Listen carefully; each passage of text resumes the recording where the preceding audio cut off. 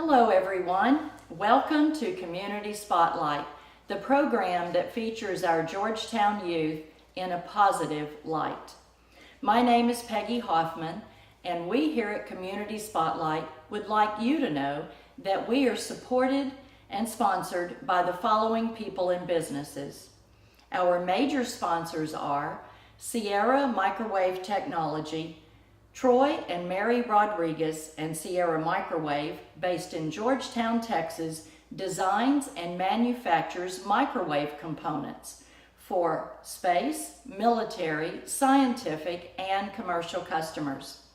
Troy and Mary are big supporters of the Community Spotlight and our Georgetown youth. Next, we have City of Georgetown Utilities, dedicated service from the City of Georgetown's community-owned utilities. Jim Briggs and his staff are working for you and our community of Georgetown. Jim and community-owned utilities is very involved and financially supports the youth of our schools. First Texas Bank, Georgetown's only locally owned and operated full-service bank. Other banks have branches in Georgetown. First Texas Bank has roots. Go by and ask for Barry Haig. He's looking forward to being of service to you. Thank you to the above companies for their financial support every year to keep our community spotlight shining brightly for our youth. Next, we have our other sponsors, Regner Realty and Mr. Dale Hoffman, a local realtor serving your communities. Also, Pit Barbecue. Remember, picky people pick the pit for their barbecue. Also, David Collision Repair. David and his staff have been in business since 1978.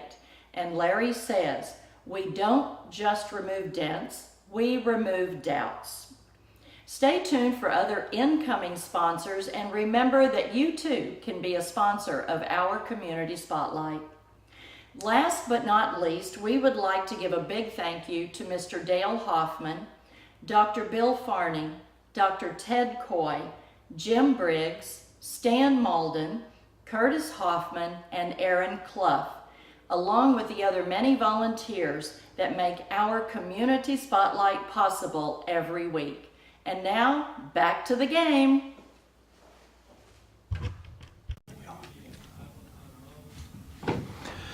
Good evening and welcome to Burkle Backfield. I'm Aaron Clough here with Dr. Ted Coy. Tonight we have the Georgetown Eagles hosting the Pflugerville Panthers. Very, very important game tonight. It's a district game, number one, but also coming in tonight's game, Georgetown in the district is 3-3 for the season, 0-2 for district. Pflugerville is 4-3 for the season, 2-1 for the district. When you look at all the figures, right now, Maynard, Hutto, Cedar Park are undefeated in the district. Then you drop down into the Pflugerville, Georgetown at 2-1 and 0-2. Arguably, it's not set in stone, but arguably the winner of this game could be the number 14 going into the playoffs. Now, it's still way too early in the district play to shuffle the figures too much, because you throw in a few ifs and one of these teams could actually be moving up even higher. But for the most part, whoever wins this game has a good chance getting in the playoffs. Whoever loses it is really going to be struggling. All right. Looks like Georgetown is going to be kicking off. Number 27, Matt Diaz, getting it set up for the kickoff. Georgetown won the toss. They deferred. Pflugerville elected to receive. Pflugerville is going to be in white, receiving from the north end, so they'll be going left to right. Georgetown's in their blue with their silver helmets. They're going to be on defense first, going right to left. Matt Diaz with a pooch kick on the sideline, fumbled on about the 30-yard line out of bounds by the Pflugerville returner. Vero, the up man for Pflugerville, actually did Georgetown a favor. He fumbled it out of bounds, but they like to put the ball in his hands. He's their leading ground gainer coming into tonight's game. He's got 116 carries, 737 yards, and he's a freshman. Very impressive having a freshman on varsity. Pflugerville coming out in a spread formation, handing off up the middle, and the Georgetown defense steps up and hits them in the backfield. Mason Meyer stepping up, making that initial contact on Evibiro, and it's a good start for the defense because, as I said, coming into tonight's game, Pflugerville likes to run. They're basically 75% run, 25% throw, so they like to put it in their hands. Speaking of pass, quick tunnel screen over to the left side. Quick tackle by the defense to give them about a 5-yard gain.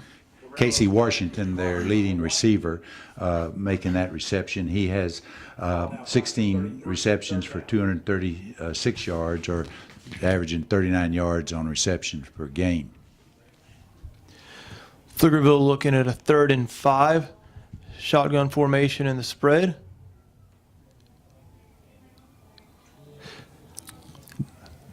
Pass to about the 40-yard line. Receiver caught it on his knee, enough to move the chains for a first down for Pflugerville. Donathan Adams making that reception, and he did a good job knowing down and distance, got his distance, made himself a target, made the reception, got Pflugerville first down. Looks like a wide zone play to the left. Georgetown defense stepping up and hitting him in the backfield. Taylor Bill stepping up, coming in on Evie Biro and making that stop for, looks like about a yard loss. Half-yard loss on the game. Second down.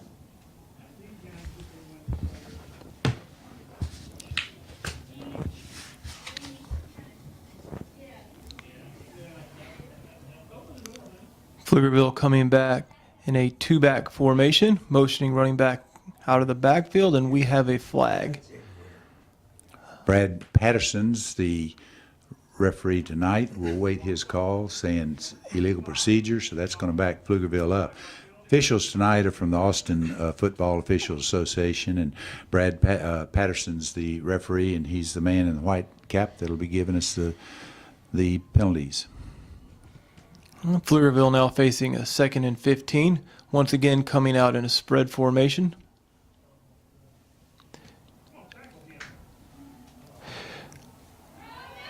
Quarterback faked the pass up the field. A long pass completed over the middle. Georgetown strips him, and it is Georgetown football. What a play, what a play. Donathan Adams got behind. Noah Guerrero threw a deep pass. It was more of a floater-type pass, but nevertheless was perfect. Adams runs with it. Taco Williams comes up, strips him, falls on the ball, and it's Georgetown football. What a turnaround. That's right. What started to look like a pretty bad play for Georgetown actually turned out in their favor. Georgetown coming out, 3 wide receivers, motion across the formation. Jackson Seosin with a tunnel screen to the right, met quickly by the Pflugerville defense. Yeah, that was one they might want to get back, and we might have a injured player. It looks like Noah Drum, who made that reception, is still down on the ground. Georgetown trainers will make their way out to him, but really didn't go as they wanted to. You like to get those easy, low interception percentage passes to start the game, but that one went for a loss, and we got an injured player on top of it.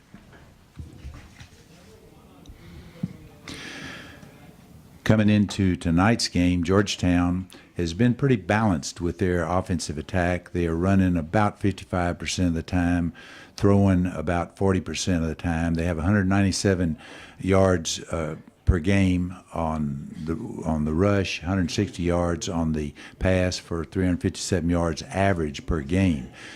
Flip that over compared to Pflugerville. Pflugerville likes to run the ball. They have 220 yards per game rushing, 73 yards passing. So they're clearly like to run the ball, and when they run, they like to put the ball in number 32, Evie B. Rowe's hands and let him run with it.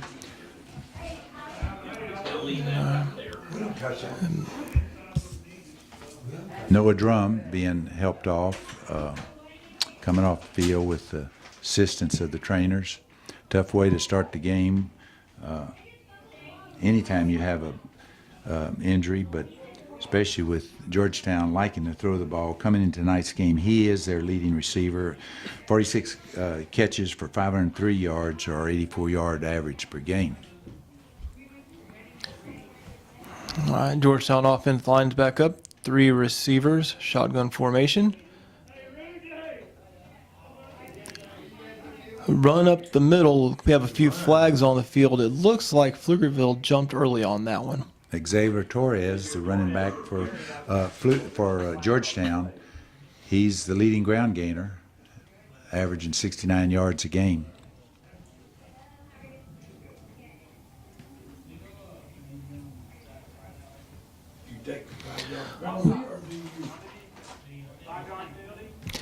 It looks like we had about a 6 or 7 yard gain. Either we could take that or take the 5-yard penalty. Coach Dean opts to take the 5-yard penalty and save the down. Trips formation for the Eagles to the near sideline. I think they're picking up the flag. Yep. Now we're ready for play.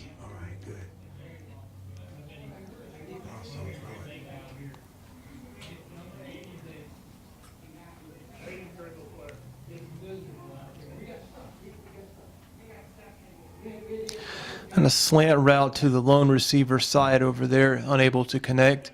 Will bring up 3rd and 7. Isaiah Fillmore, the intended receiver, rushed a little bit. Jackson Seosin rushed that a little bit, threw it low for the incompletion, bringing up 3rd and 6. Looks like we're coming out in an empty formation. Jackson Seosin is definitely a quarterback that can pick up some yardage with his legs. It'll be interesting to see if he decides to tuck the ball and try to get the first down on his own.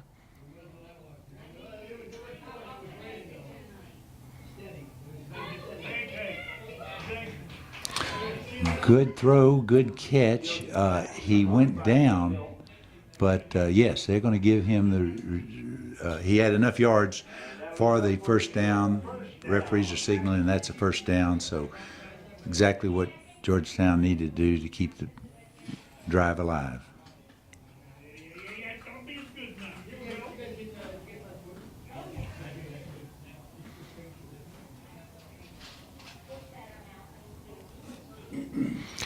Georgetown with 2 backs in the backfield. Handoff up the middle ended up being a fumble, and there the ball is out, and it looks like Pflugerville Panthers have recovered the ball on the 25-yard line. Tough break for Georgetown. Had the exchange was bobbled, and the ball bounced around in and out of both Pflugerville and Georgetown players before Pflugerville comes up with it. They've got excellent field position. They'll be scrimmaging from the 24, and their drive starts from here. Pflugerville with a sweep handoff to the left, running back able to get about 5 yards. Evie B. Rowe, the freshman ball carrier, brought down by Taylor Beal. Trying to go out of the backfield. Tackle made by Taylor Beal. 5-yard gain, 2nd down. Pflugerville's up quickly to the line again, back in the spread formation.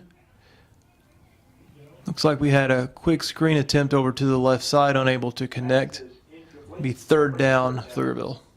Casey Washington, I think, was the intended receiver. I'm not sure if Noah Guerrero saw Georgetown coming in to defend it and threw it away, or if it was just a missed throw. But nevertheless, Casey Washington was the closest receiver.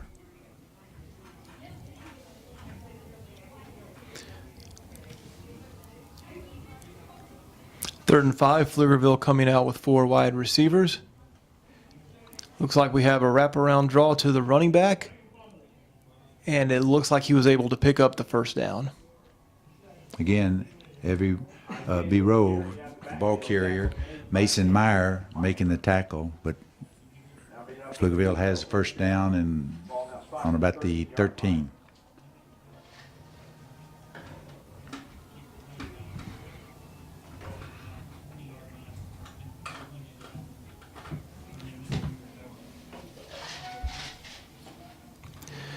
Looks like we have a quarterback keeper all the way over the left side.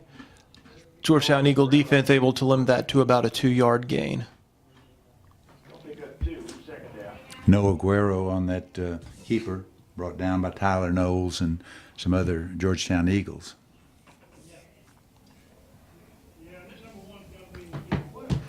Short gain brings up 2nd and 8. Ball's on the 11. Quick pass out to the right to the receiver, able to pick up about 2 more yards. Pass is caught by number 2, Casey Washington made that reception. Looks like Gabe Leggett making that tackle. So it brings up a 3rd and 6. Ball's now on the 9-yard line. Georgetown defense is really digging in. 6 minutes, 24 seconds left in this first quarter.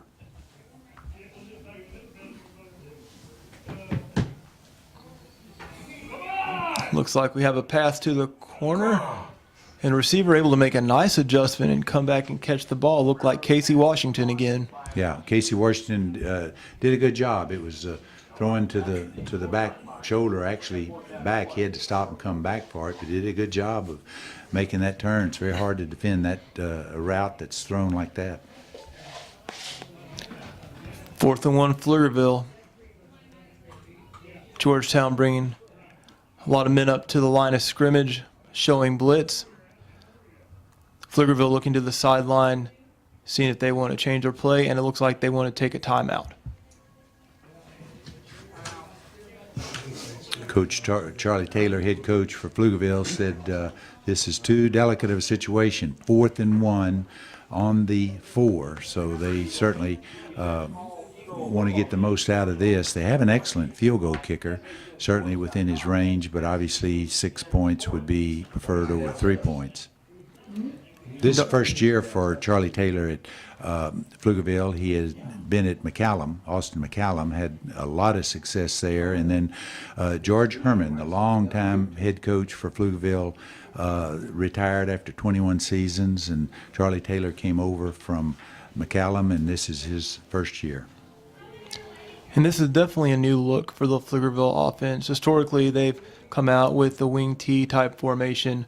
A lot of receivers and running backs crammed in with the linemen. The look this year, they have a lot of spread formation, a lot of trips, trying to spread the field out a little bit.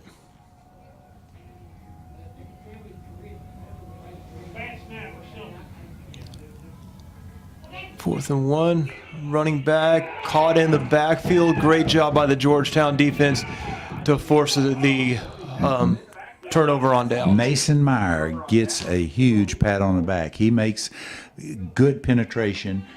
Pflugerville wanted to put the ball in their main running back's hands, FB Aro, and he made a cut to the outside. Mason Meyer stepped up, made the tackle, and it's Georgetown football. Great defensive stand.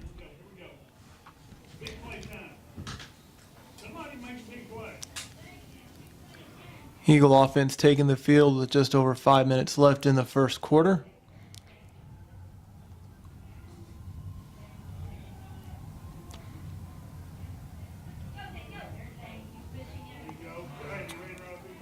Siosin with the handoff over the right side for a 7-yard gain. Xavier Torres taking that. Torres, as you can see, has a really quick start. He puts a lot of pressure on the defense with his quickness, not just really huge size. Coming into tonight's game, he is the leading ground gainer, 412 yards coming into tonight's game.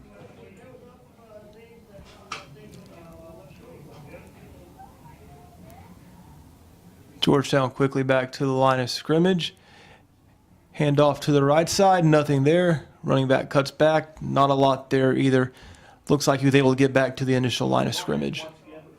And he did a good job of just getting back. That could have been easily a tackle for a loss, but he did get back the original line of scrimmage, bringing up 3rd and 4. Georgetown's on their own 13-yard line.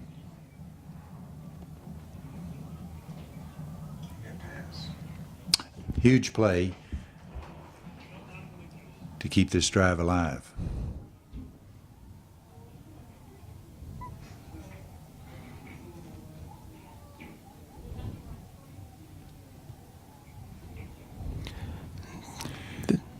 This being a big down opportunity, Georgetown coach Dean decides to take a timeout to talk it over. Yeah, of course they signaled the plays in.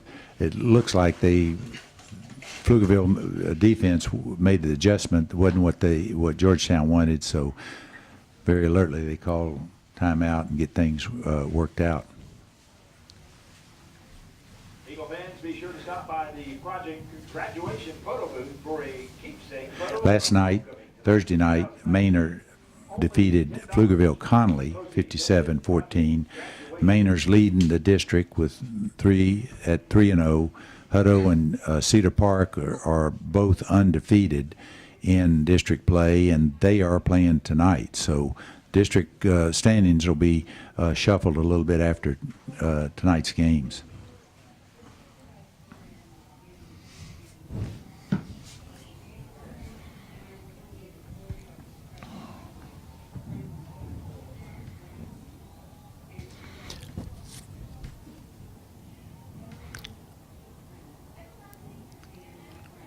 Coming out of the timeout, Georgetown has a 3rd and 4. Putting a running back in motion.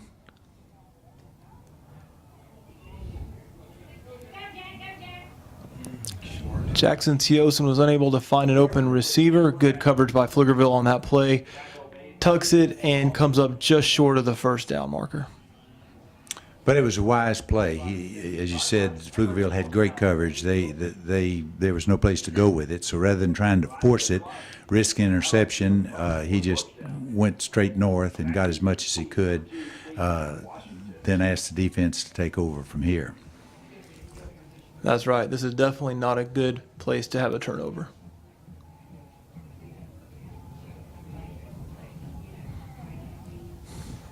End over end punt. Very favorable bounce. Rolling all the way down to the 43-yard line. That's a great punt. Yeah, it wasn't a real spectacular punt as far as being high and long, but it did, as you said, hits that artificial surface and had a very good roll. Pflugerville, up back, Casey Washington was trying to say the ball had gone out of bounds and then came back in, but the referee said, nope, this is where it is. Hector Garcia said, this is the line of scrimmage. So Pflugerville will be starting on their own 43, and the challenge goes to Georgetown defense now to make the stop. Referee didn't believe him, did he? He didn't. He wasn't buying Casey's argument. He said, this is not a debate. It's a football game. All right, Pflugerville taking the field in a spread formation. Run up the middle. Great job by the Eagle defense to swarm him in the backfield. Brandon Hargrove, again, making good penetration, getting in and getting that stop on EVB Rowe.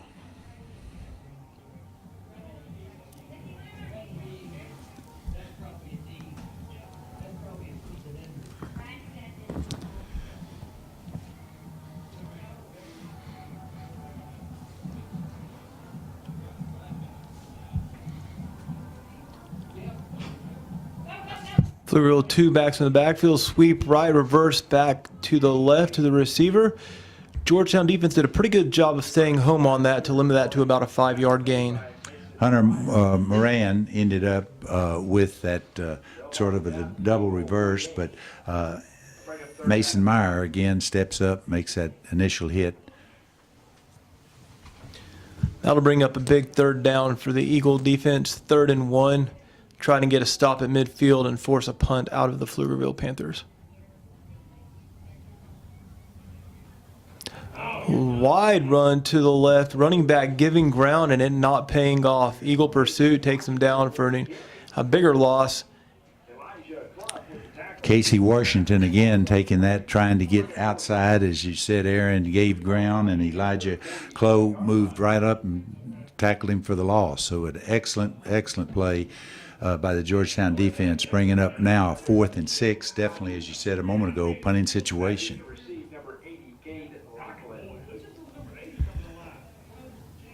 James Hodges, the punter.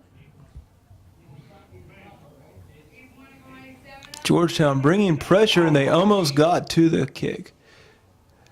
Fielded by number 80 and met quickly by the Pflugerville special teams. Cade Lachlan taking that punt from James Hodges, and good punt coverage by Pflugerville. There was really not much or zero places to run, but Cade Lachlan did his job. Number one is making that reception. So if he doesn't make that reception, that ball is going to hit and roll way back close to the goal line. So even though he didn't have a lot of return yardage, he did what he was supposed to do and make that reception.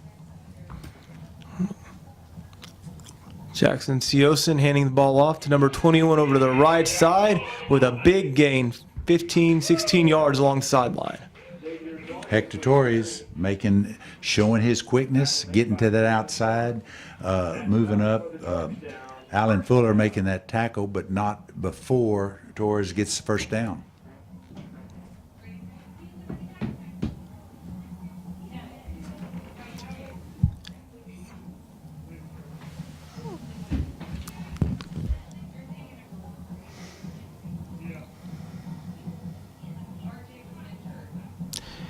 Handoff over the right side. Nice little cut back by the running back to gain a few extra yards.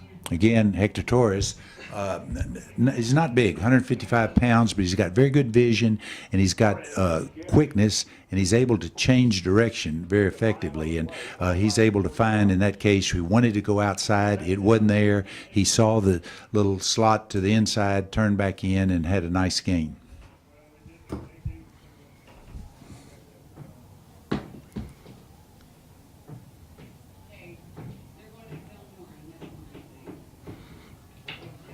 Jackson Siosen motioning the receiver across the formation.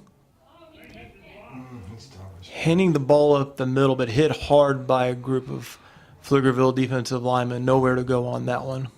R.J. Marino, the ball carrier. And, Pflugerville just had a penetration. There was no place to go. Might have gotten back to the line of scrimmage, bringing up a 3rd and 5 situation at Georgetown's 41-yard line.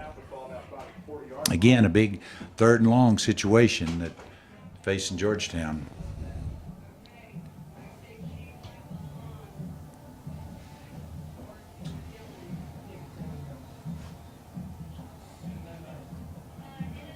And that's the end of the first quarter, so we're going to change ends, score 0-0, and we'll get this second quarter started. We'd like to take a moment to let you know that Community Spotlight is supported and sponsored by the following people and businesses: Sierra Microwave Technology, City of Georgetown Utilities, First Texas Bank. Thank you to these companies for your financial support every year to keep the Community Spotlight shining brightly for our youth.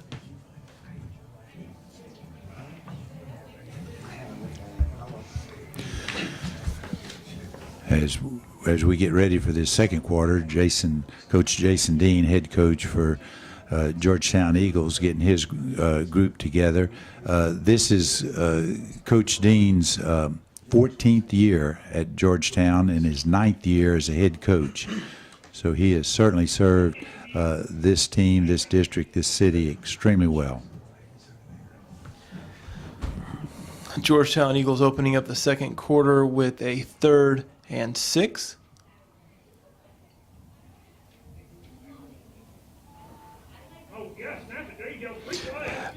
Hard count by Jackson Siosen. Looked like he drew the defender offsides for a free play. Unable to complete the pass, but we should have a free 5 yards on this one. Right, that'll bring up a 3rd and 1 if we'll have to wait Brad Patterson's call, but we'll have to see if that should bring us with 3rd and 1. Number 77, 5-yard penalty, still third down. So now we've got a new situation. Instead of 3rd and long, we got 3rd and 1, but still a huge down. Georgetown needs to get this 1 yard to keep the drive alive. Definitely gives you more options as an offense, only needing about 1 yard. Georgetown with a motion across. Faking the handoff to the sweep. Jackson Seosin keeping the ball and running over the defender all the way to the 40-yard line. You got to give Jackson Seosin a lot of credit on that. It was a zone read. He elected to keep it. He did have a Pflugerville Panther on him almost immediately. That could have been a tackle for a loss, but just with his running skill, not only got the first down, but moved into Pflugerville territory, and they're scrimmaging on Pflugerville's 40-yard line. It's like we have a run over the right side. Plenty of room to run, but we have a penalty back in the area of holding. Touchdown. It is a great run. It was R.J. Marino did as fine a run as you'd like to see. Unfortunately, Brad Patterson, the referee, is signaling, bring it back. Tough run to have called back. Oh, my God. And that's a tough one because he had no one within 10 yards of him when he went around the edge. Well, and then also when the pursuit comes over, he literally runs over a guy, keeps running, and gets into the end zone, which would have been a touchdown run. But Brad Patterson says, nope, you can't hold, and brings it back. So that'll be Georgetown's now facing a 1st and 20 on the 50.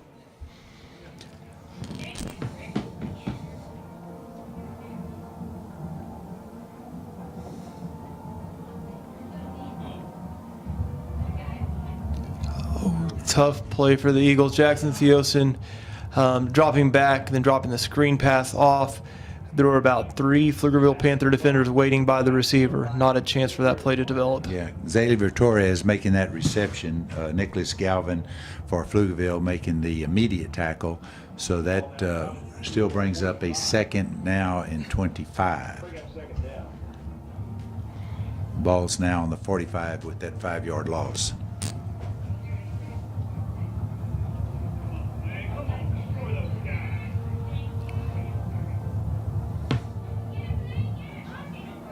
Seosin with a quick pass out in the flats to the running back, unable to gain more than a yard or 2 on that play. Georgetown now going to be looking at about a 3rd and about 25. R.J. Marino making that reception in the flat. Didn't have a lot of running room, but got what he could. But as you said, now we've got a 3rd and 25 situation.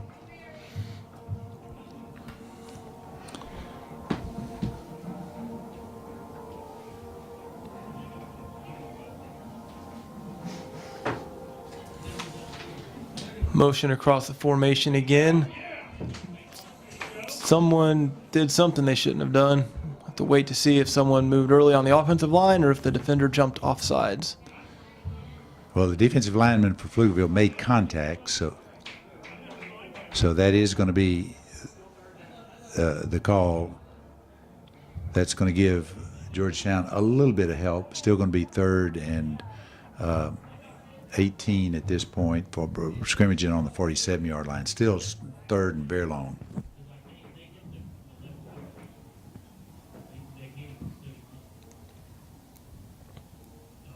Looks like we're going to have a penalty on the Georgetown receiver. Probably going to give those 5 yards right back. Take and give. That's funny. False start on the offense. 20. 5-yard penalty, still third down. So now we're looking at a 3rd and 23 on Georgetown's 47-yard line. 9 minutes, 30 seconds left in this first half.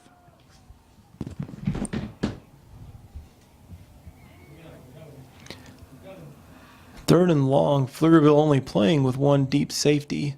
Looks like they're manning up across the formation, and it looks like we have another penalty as well. I think we're going to have, again, another legal procedure. On the offense.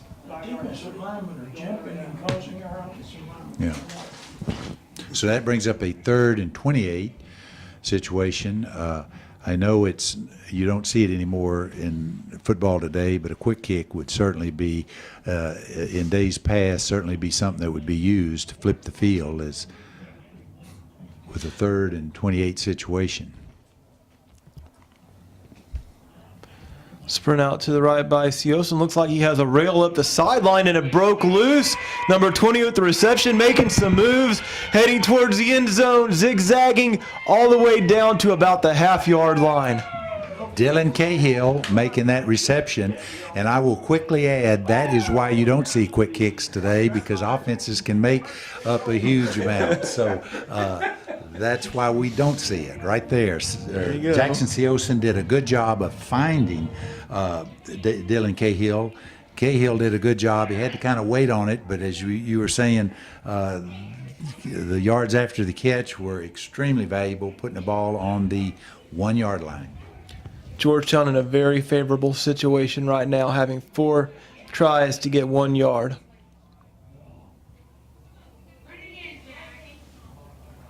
They took him down that time, baby. Quarterback keeping it himself, reaching for the end zone and taking a pretty big hit, unable to get in. Yeah, looked like a broken play, but nevertheless, Jackson Siosen carried it, almost got in, but Nathan Lucero for Pflugerville said nope.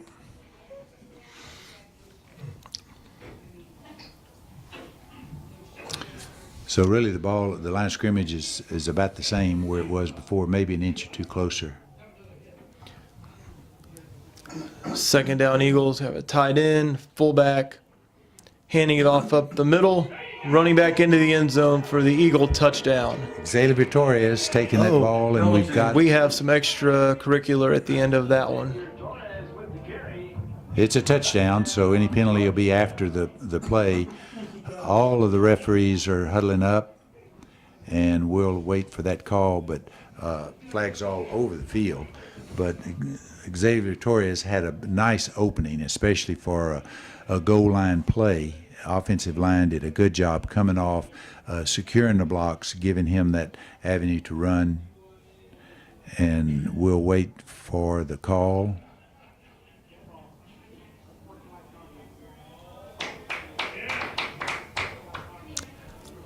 Looks like we're going to have offsetting unsportsmanlike conducts on both teams. A little bit of taunting going on and a little bit of you're not going to taunt in my face. But referee Brad Patterson and his crew got that settled, and we're ready for the extra point.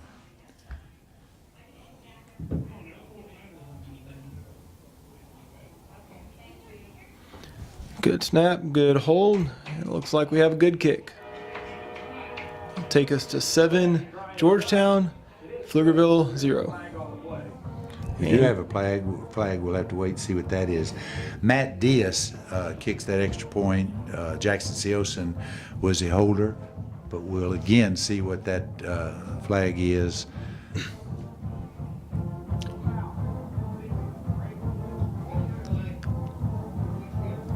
We have a leaping penalty. So penalize Pflugerville. That's going to be a success assessed on the kickoff. The extra point is good. The Eagles lead 7-0 with 7 minutes 37 seconds left in this first half. So what exactly is a leaping penalty? Is that where you run and jump over your own guys? Right. Again, it's one of these attempts to cut down injuries and keep the players from jumping up, getting in a defenseless situation, in an attempt to block the kick. So yeah, that's where all that came from. Almost kind of penalizing him for his own good, it sounds like. Exactly. Right. Okay. So 7:37 left. It's interesting how penalties and turnovers can change the complexion of a game so much. And we had initially the fumble by Pflugerville as they are going deep into Georgetown's territory. Georgetown gets the ball, drives out. They have a turnover.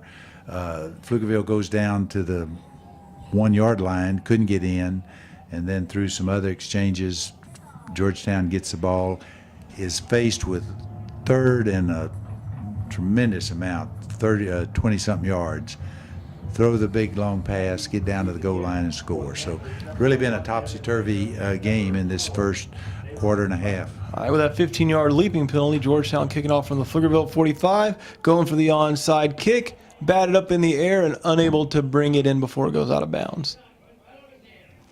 I guess not too big of a risk there. No, it's not, because if they'd have kicked off and into the end zone, it would have come out to the 25-yard line, and any type of a return, possibly 30. So I think they're going to be scrimmaging. Can't quite tell. Looks like they're going to be on about the 31-yard line. So, no, that was a wise choice by Coach Jason Dean and his staff.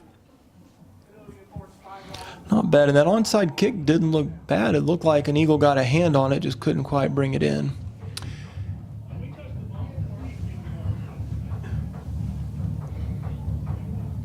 So actually the scrimmage is going to be about the 37, 36. Pflugerville taking a shot down the right sideline. Initially, the receiver had the ball, but cornerback Elijah Clough came in and knocked it loose. Good play by the defense. Intended receiver was Casey Washington. He's their go-to receiver, but excellent coverage. Pass intended for Hunter Moran. Defended well by Elijah Clough. Pass is incomplete. Second down.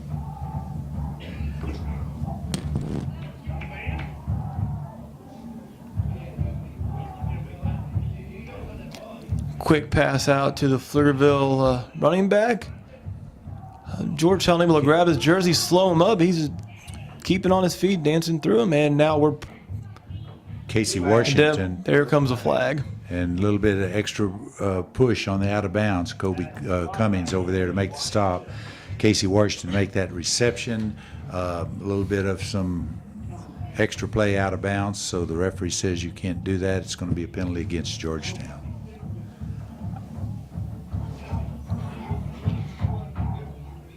Clock is stopped with 7 minutes, 18 seconds left. So initially, the ball on the Pflugerville 45. Looks like it's going to be about a 15-yard penalty, taking it down to the Georgetown 40-yard line.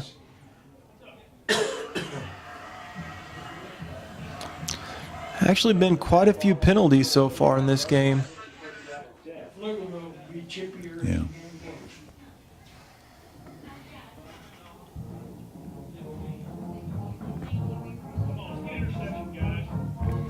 Looks like we have a cutback run. The running back stumbling, able to keep his feet for about 5 or 6 yards before he finally takes a tumble. Again, that's the leading ground gainer, IK Ibiro, tackled by Taylor Beal.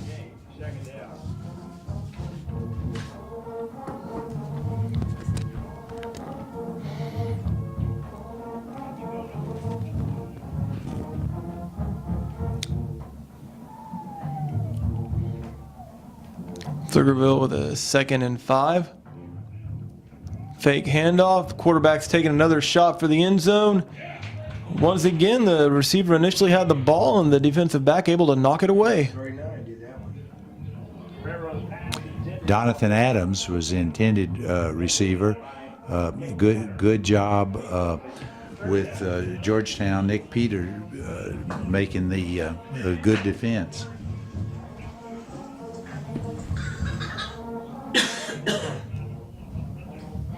That brings up a 3rd and 5. Ball's on the 34-yard line. Quarterback sprinting to the left, hands off back to the right. Running back making some moves, able to keep his feet and move for the first down.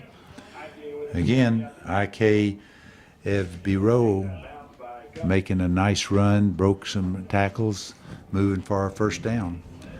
Bringing up 1st and 10. The ball is going to be on Georgetown 19 with 6 minutes, 15 seconds left.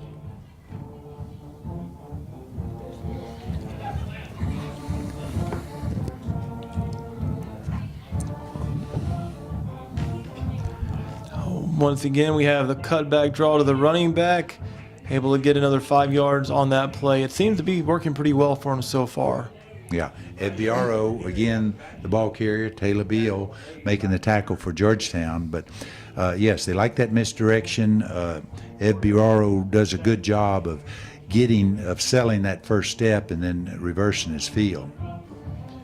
And he's a good-sized running back. They have him listed at 5'11", 200 pounds, so not one that's going to be easy to take down.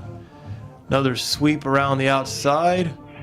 We have flags coming in, one from about 5 yards away, and the head referee threw his from about 30 yards away, so it must have been a pretty obvious hold. Pretty obvious. Casey Washington, the ball carrier. I think that's a holding on Jonathan Adams, so that'll negate that run. That'll back them up. Still be second down.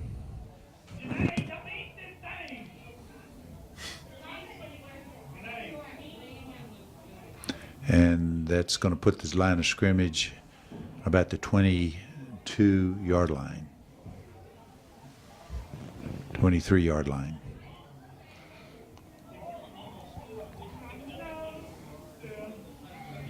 Trips formation for the Panthers. Quick screen out to the left.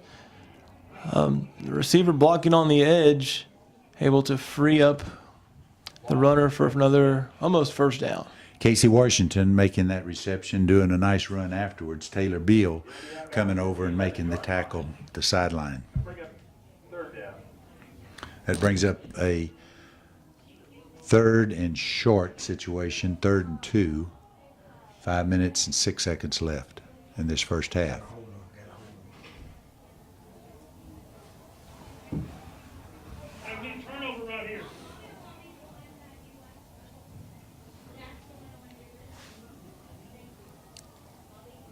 Once again, we have that misdirection play. This time the Eagles not falling for it, stepping up and making a big stop. Brandon Hargrove making that stop on Ed Biaro, and as a key play, that's going to bring up a 4th, and they actually lost yards, so we'll have to see where they make the line of scrimmage, but it's going to be about 4th and 4 on the, it looks like about the 14-yard line. 4 minutes, 35 seconds left in this half. Panthers not thinking field goal here. Want to put it in the end zone. And it looks like their coach wants to take a timeout and talk this one over. Charlie Taylor, head coach, says, yep, let's talk about it. Their field goal kicker, James Hodges, this is within his range. Going by pregame warm-ups, he was hitting them from the 25, 30-yard line. So that would be 40-yard field goal would be within his range.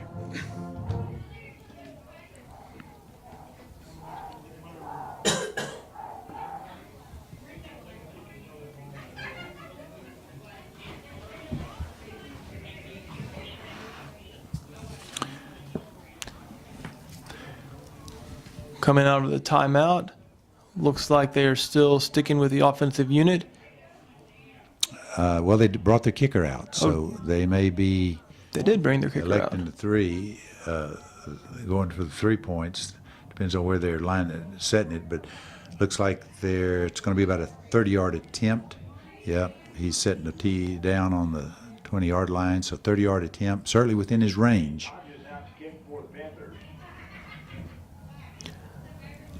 Well, this being a fairly low-scoring game, a field goal could come in pretty handy later.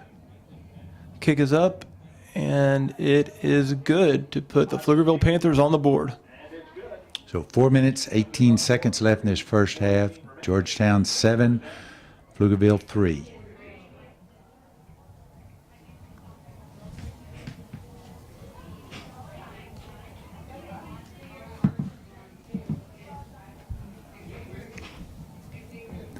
You know, coming into tonight's game, Pflugerville is 2-0 and 2-1 in district play. Georgetown is 0-2, and as we talked, arguably, whichever team wins here has a good chance of making it into the playoffs based on what happens the rest of the district schedule. So it is a huge game, and it's not surprising that it is a very tough played game, very low scoring at this point, 7-3, but a lot's on the line. That's right. And Georgetown being winless in district right now can be a little deceptive because they've played which most would consider the two toughest teams in the district already. Right. They lost to Hutto and lost to Cedar Park. So those are by far the two toughest teams in the district. When it turns out they're playing tonight, so that's a huge game for Central Texas. With Cedar Park is playing at Hutto. Leading 28-14 now. James Hodges kicked that field goal. He's lining up to kick a pooch kick. Caught in stride by the Georgetown return man, and he's heading up the sideline, and he was one tackle away from breaking it. We do have two flags on the field around the 45-yard line. Cade Lachlan, the return man for Georgetown. And again, flags all over the place. So referee, they're going to get Georgetown with a hold. Oh, man. so still they've got good field position. Again, had the ball been kicked into the end zone, it would have come out to the 25, and so they've got 7 yards on top of that. So they'll be scrimmaging from the 36, 38-yard line. 4 minutes, 12 seconds left in this second quarter.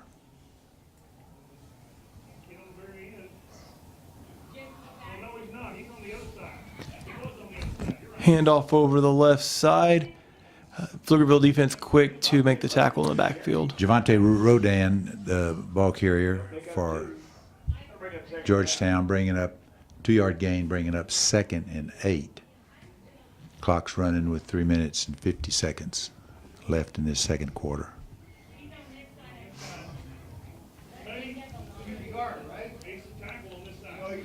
Georgetown coming out in the trips formation. Run up the middle by the running back. Looks like about a 2-yard gain. Javante Rodan, again, the ball carrier. Not much opening. He got about as much as he could, bringing up a 3rd and 6 situation, 3rd and long, 3 minutes, 20 seconds left.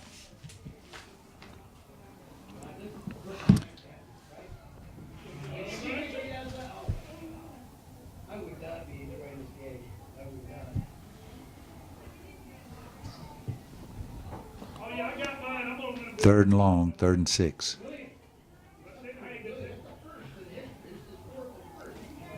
Sealson with some time. He He's flushed got out of some the room. pocket, and he is going to have the first down. That was a lot on Sealson there. He had some running room, but it closed down. Got hit short of the first down, but he wasn't going to be stopped. Gets that extra yard for the first down, keeps the drive alive. Georgetown back to the line, handoff up the middle. A little cut by the running back, number 22. R.J. Marino making a very determined run. R.J. was one that had excellent touchdown run, showing a lot of speed and a lot of power to get in the end zone, but that was brought back to a penalty. So he had a really nice run there for a first down.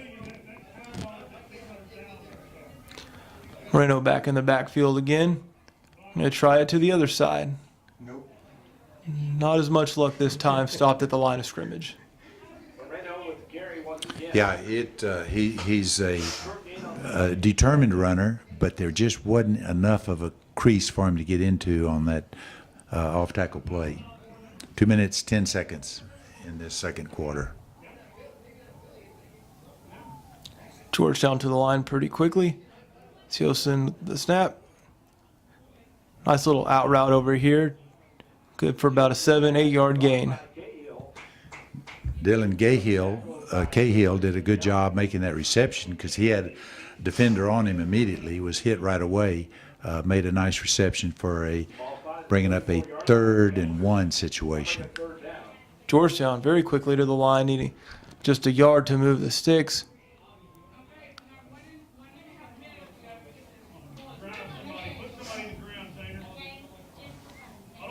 They got it. It's going to be short by Moreno. He was hit right at the line, but I think you're right. I think it's going to bring up a 4th and 1 situation. Dejon Henderson had a big hit there to stop all his momentum and drive him back. Georgetown with a timeout to think this over with a 4th and 1 with just over a minute left in the half. Big situation. A minute and 14 seconds. They don't want to turn the ball over to Pflugerville. That's certainly enough of a time for them to move down and perhaps get points. Georgetown leading 7-3. They would like to get this first down. There's enough time for them to get into the end zone. So lots riding on this play. Coach Jason Dean and his staff called timeout. They'll work this out. It's 4th and 1. Ball's on the 34 with a minute and 14 seconds left in this half.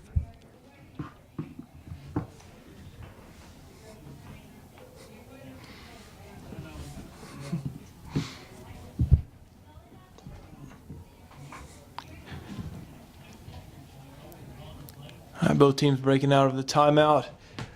Big opportunity for Pflugerville to stop the Eagles and get the ball close to midfield. Eagles looking to keep possession and hopefully take it down and score. Siosen going to call his own number up the middle, driving his feet, and he is going to have the first down.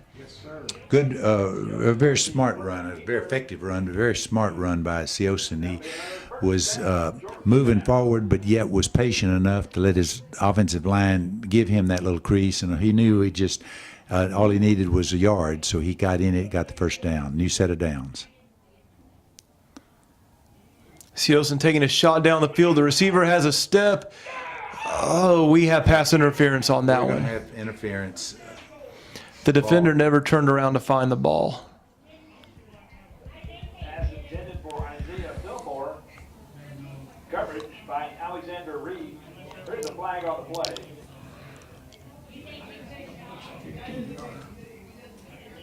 Automatic first down. That should give Georgetown a first down and moving it closer in. Isaiah Fillmore arguably would have had that as a touchdown, but Alexander Reed interfered. Referees called it.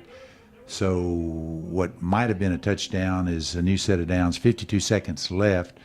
Now Georgetown has a ball on the 16-yard line, 1st and 10.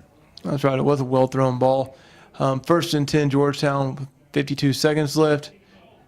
Quick drop. Siosen hits the receiver over the middle. The receiver unable to bring that one in, and he had a little seam as well. He was wide open.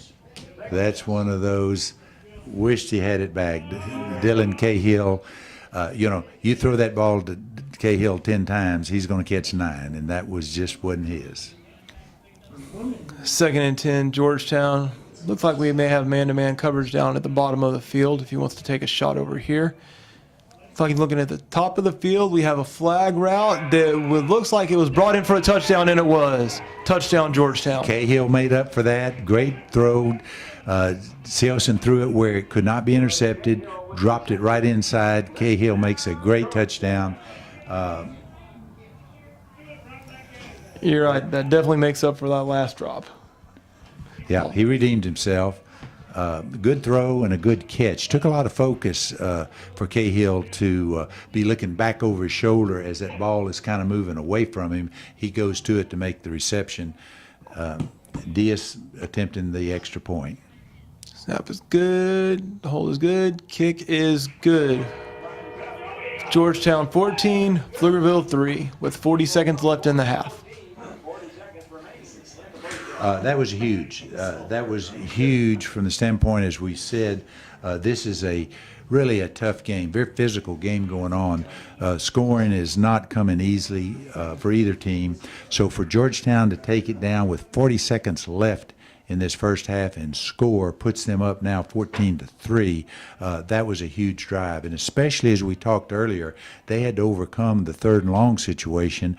Otherwise, they risk turning the ball over to Pflugerville, who would have had a chance to move down for possible points. So huge exchange there, big difference in the exchange. Georgetown coming up with 14-3 with 40 seconds left.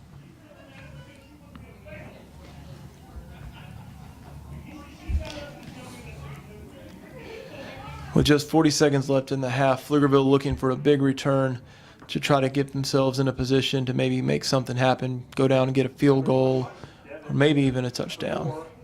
Matt Diaz kicking off. Devin Maynard making that.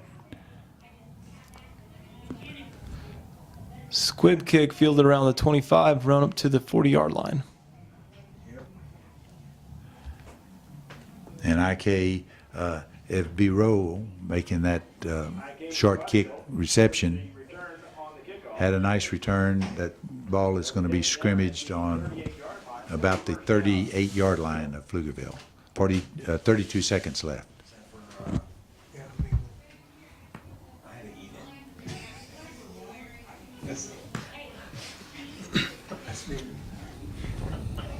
32 seconds left.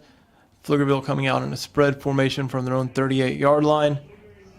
Quarterback taking a short pass to the sideline. Receiver unable to bring it in. Donathan Adams, intended receiver. Nice throw by Noah Guerrero. Had the ball there. Looked like Adams was looking upfield a little bit too soon. Ball's in and out of his hands. Stopping the clock at 27 seconds, bringing up 2nd and 10.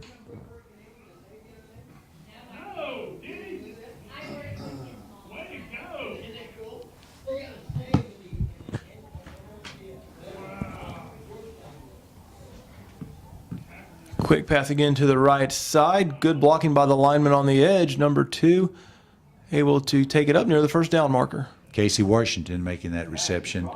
Nice catch, nice run after the catch. Moving the ball up. Taylor Beal coming over and forced him out of bounds, stopping the clock at 19 seconds. Ball's going to be on right at midfield, 49-yard line. Took 8 seconds. Pflugerville getting their signal from the sideline.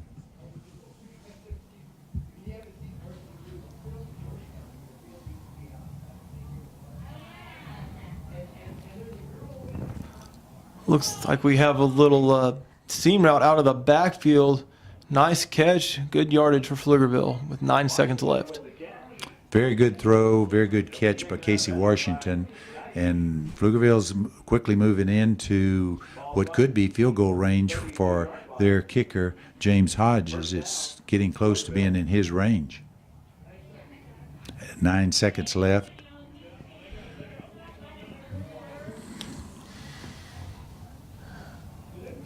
Nine seconds left. You wonder if they're going to take a shot. Looks like they're going to the back, out of the backfield, unable to connect. He did have a little bit of room to work with along the sideline. Again, EVB Oro, the intended receiver, overthrew him, so that stops the clock with 5 seconds. A little bit too long for their kicker, James Hodges. So looks like Coach Charlie Taylor and Pflugerville are going to be keeping their offensive unit out there. That's right. We'd be looking at about a 50-yarder from right here, and that's asking quite a bit out of a kicker. That's asking a lot.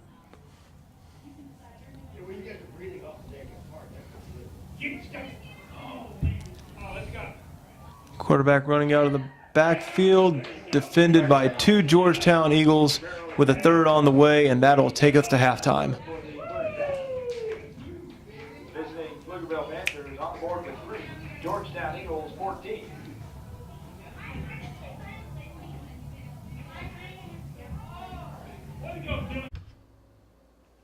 Hello everyone. Welcome to Community Spotlight. the program that features our Georgetown youth in a positive light. My name is Peggy Hoffman, and we here at Community Spotlight would like you to know that we are supported and sponsored by the following people and businesses. Our major sponsors are Sierra Microwave Technology. Troy and Mary Rodriguez and Sierra Microwave, based in Georgetown, Texas, designs and manufactures microwave components for space, military, scientific, and commercial customers. Troy and Mary are big supporters of the Community Spotlight and our Georgetown youth. Next, we have City of Georgetown Utilities, dedicated service from the City of Georgetown's community-owned utilities. Jim Briggs and his staff are working for you and our community of Georgetown. Jim and community-owned utilities is very involved and financially supports the youth of our schools. First Texas Bank, Georgetown's only locally owned and operated full-service bank. Other banks have branches in Georgetown. First Texas Bank has roots.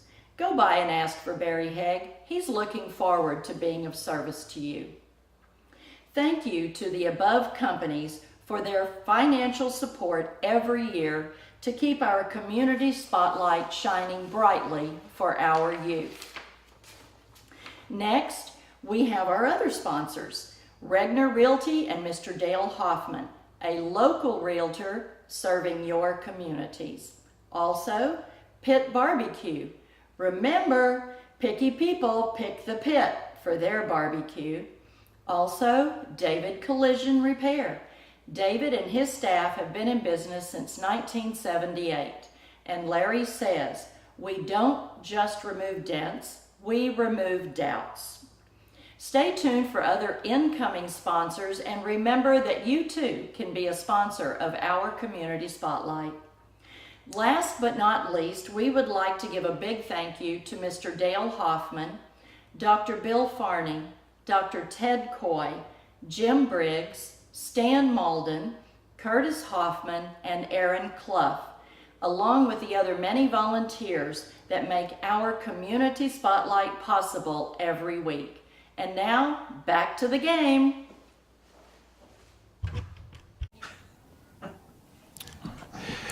At the end of halftime, it is Georgetown Eagles 14, Pflugerville Panthers 3. Georgetown, having kicked off in the first half, will now be receiving the football.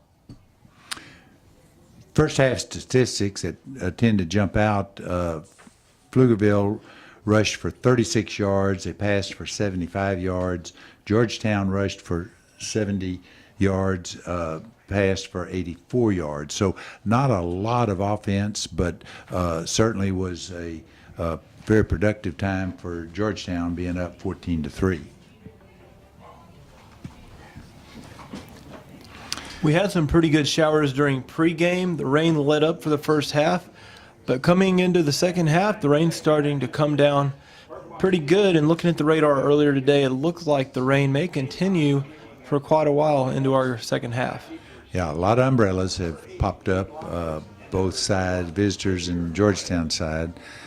Pflugerville is going to be kicking off from the south. They'll be kicking going from right to left. Georgetown, having won the toss but deferred to the second half, will be receiving. They'll be going from left to right.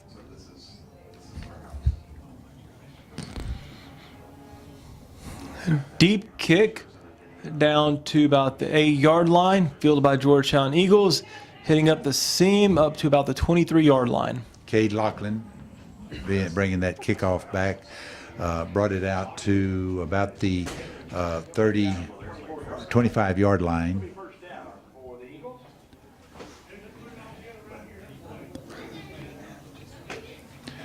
So Georgetown will be scrimmaging from the 24-yard line, 1st and 10. Georgetown finished on a productive note, right, with 40 seconds left in the first half. They scored, bringing it to 14-3. So they have an opportunity to keep the offense now on the field and trying for more points. Siosen taking the snap, handing up the middle. Strong run up to about the 36-yard line. Looks like that will move the chains for a first down. Good run, good strong run by R.J. Marino. He had the touchdown run that was called back. Nice strong runs in this first half, starting off the second half with the first down run. Moreno's still in the game. Going to hand him the ball again up the middle. Another hard run. He just does not want to go down. Looks like it's good for about another 6 yards.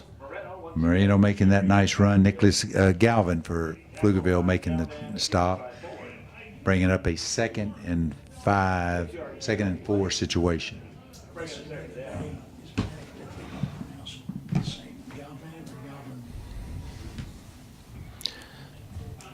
Georgetown coming out in a spread formation, one running back.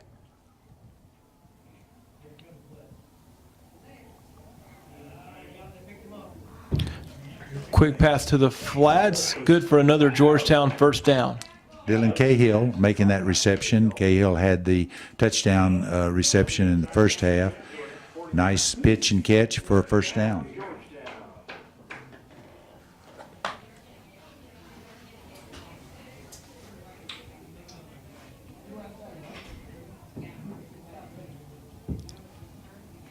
Yes, it started raining. Brent and I were both down there. We was like, man, this is not bad. You down here going and started flooding.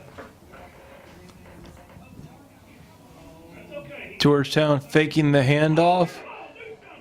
Pass to the comeback route on the outside, well covered by the Pflugerville defense. Incomplete. Isaiah Fillmore, the intended receiver, defended by Alexander Reed. Reed did a good job of breaking that up. He doesn't come up as quickly as he did. Isaiah Fillmore would have had a reception.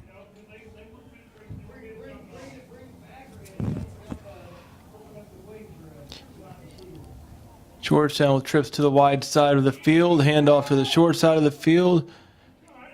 We're a good couple of yards over the right side. R.J. Marino again coming to this near side with a nice run, bringing up a 3rd and 7.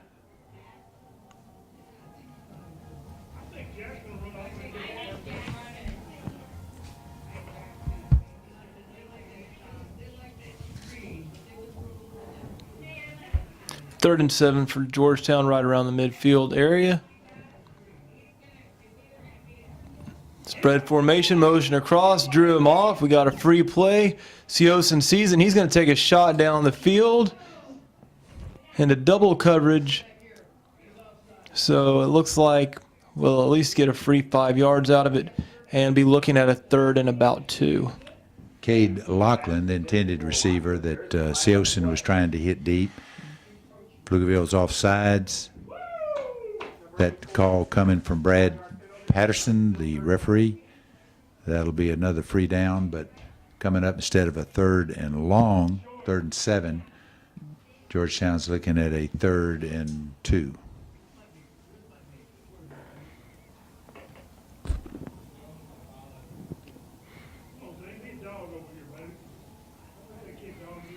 Looks like Pflugerville is wanting to bring pressure off the edge, and they do. Siosen sees it, gets rid of the ball, but unable to complete it to the receiver.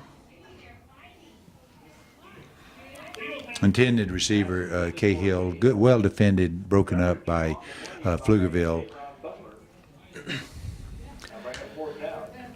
Do not see the punt team coming on for Georgetown. 4th and 2 from the Pflugerville 41-yard line. It looks like they're going to go for it, or at least try to draw the Panther defense off sides. Siosen dropping more into a quick kick formation. Nice low kick, and it's going to go into the end zone for a net of about 21 yards, looks like. Yeah, that's one you wouldn't want to. He kind of hurried it. That's one you want to drop to the sideline and get it, either kick it out of bounds or have that slow roll. But goes into the end zone, as you said. Not a huge, but at least giving Pflugerville the scrimmage on the 20.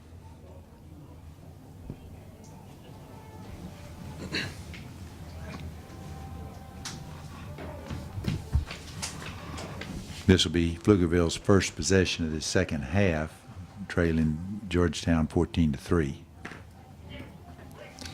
Little flare pass out to the right, good for about 8 yards for the Pflugerville offense.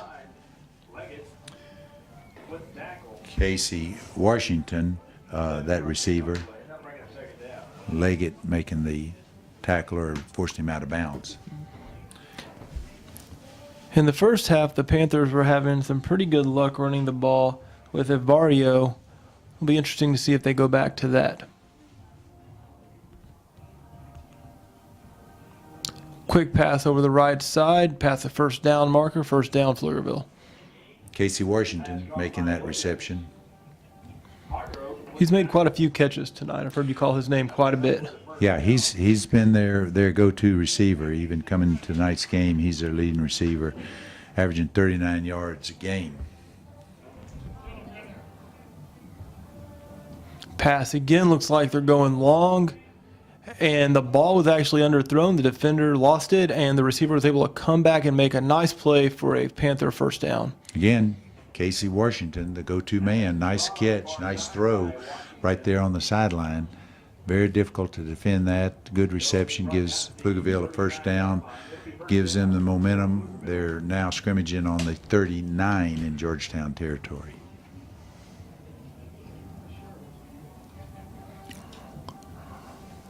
Run over the right side, good for about 5 yards. Taylor Beal making that stop on Guerrero on that quarterback keeper.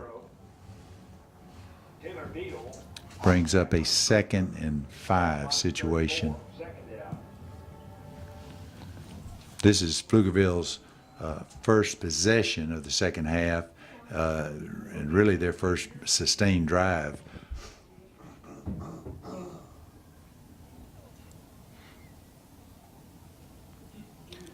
Quarterback taking a quick throw over to the right side. Looks like they're going to have another first down.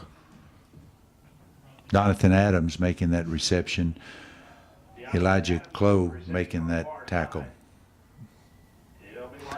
But not before a first down. That brings up a new set of downs for Pflugerville, scrimmaging on the 28-yard line of Georgetown.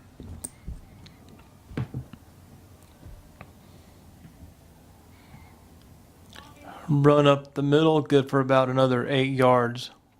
Looks like that was Ivario again. Brandon Hargrove making that tackle on Eve Biaro.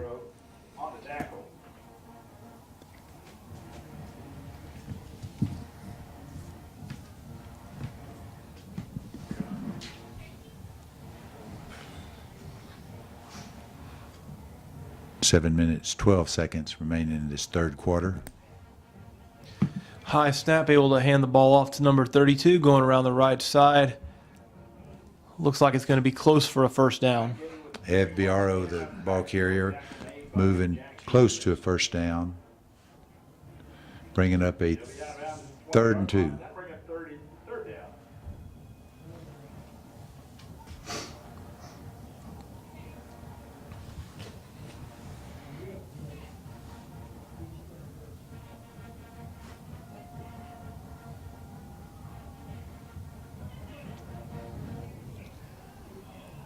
Casey Washington making that reception, moving for the first down. Elijah Clough coming up, make the stop or defending.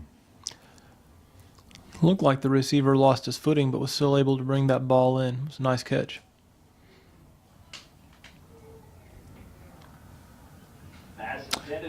Well, we gave him credit for making that reception, and the official said, so it must hit the ground. The official said, no, that was incomplete. So we stand corrected. It brings up a 4th and 2. I'll take that back.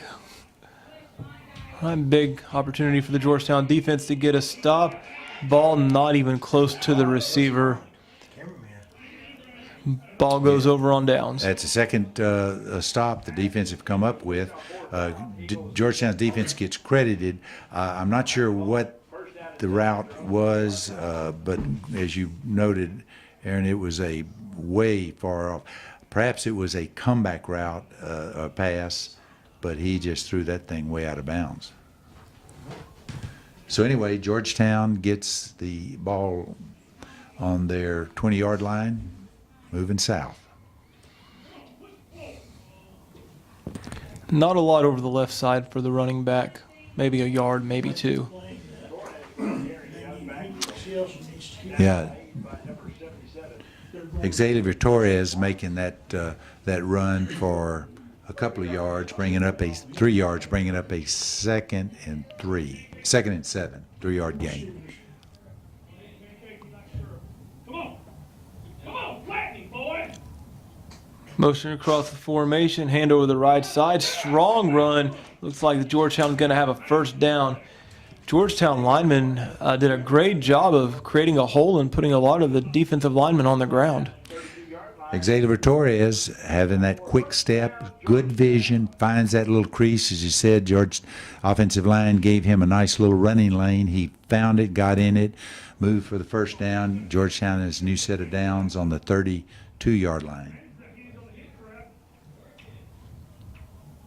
Looks like Seosin's going to keep this one, and he was met quickly off the edge by number 44 for Pflugerville, Dejon Henderson. Zone read, of course, developed a little bit more slowly. Pflugerville made the adjustment, stopped him for little or no gain. Officials are giving him a 1-yard gain, so 2nd and 9.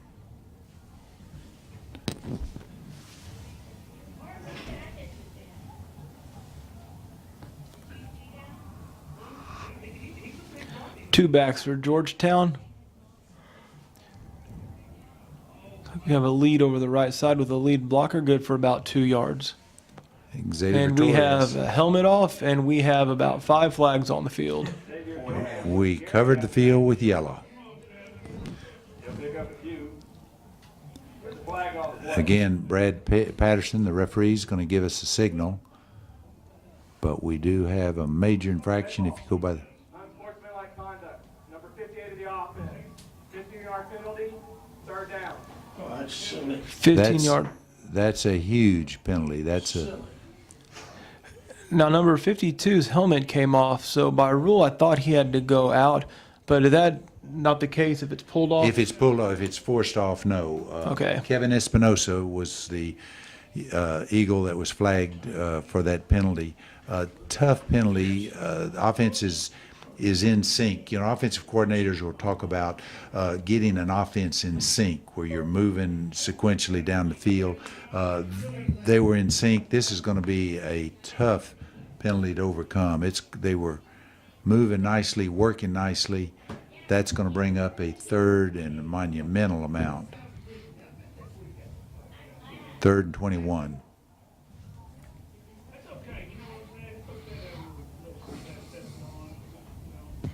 Sprint out to the left. Oh, number 44 got through unblocked and made Seosin pull up, while another Pflugerville Panther came up and put the hit on him.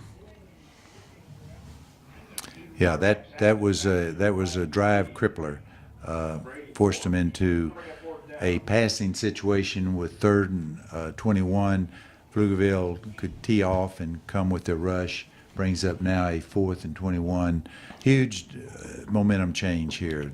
From going to being in control of the game, having your offense in sync, now you're punting, going to be giving Pflugerville a very short field. For here, you'll be good to get the ball to the first down marker on the punt. A low kick, line drive kick, fielded in stride.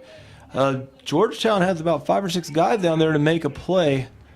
Good job of pursuit by them to not let him catch that ball in stride and go for it. Yeah, Casey Washington, valuable receiver, made that reception of virtually a line drive punt, which oftentimes, as you're alluding to, that's a disaster because it gives the return man the running start. But credit Georgetown's punt coverage team. They got down there, they fanned out, they formed the wall, there was no running room, made a decent stop, but still gives Pflugerville scrimmaging on the 41-yard line in Georgetown territory.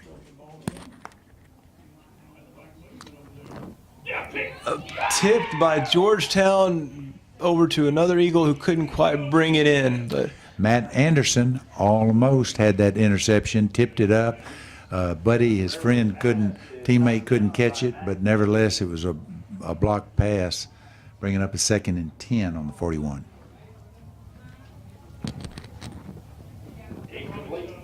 brings up second down.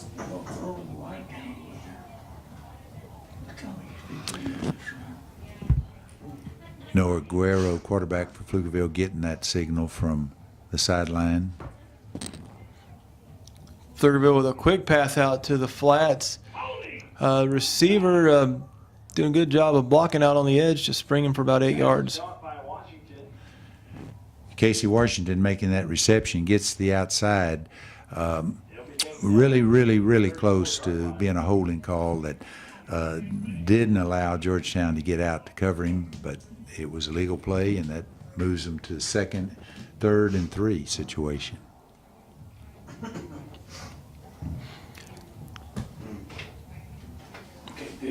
Pflugerville flipping their receivers to the other side of the field to bring 3 to the wide side once again.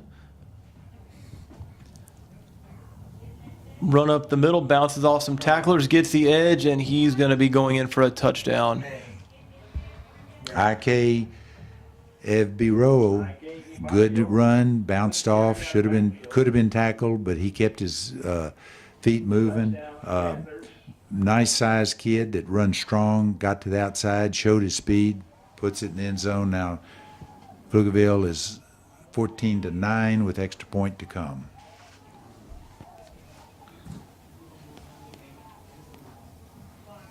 Yeah, he's a pretty special player. I mean, no doubt. Kick is up, and it is good. They'll bring the score to 14-10 Georgetown. This is a very physical game. Points are coming very stingily, so that was a nice drive. Pflugerville had the short field, started on inside the Georgetown 50, and were able to put it in the end zone, bringing it to 14-10. Very physical game, very tough game. Long way from being over. Neither team has dominated the momentum. It's been shifting. So we've got 3 minutes, 45 seconds left in this third quarter. Pflugerville will be kicking now to Georgetown.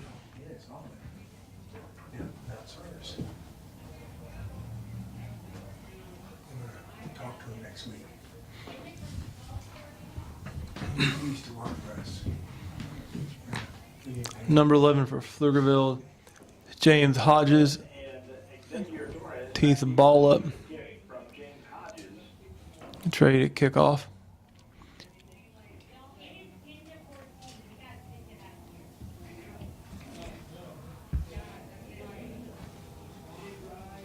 Cade Lachlan, Xavier Torres back deep for Georgetown.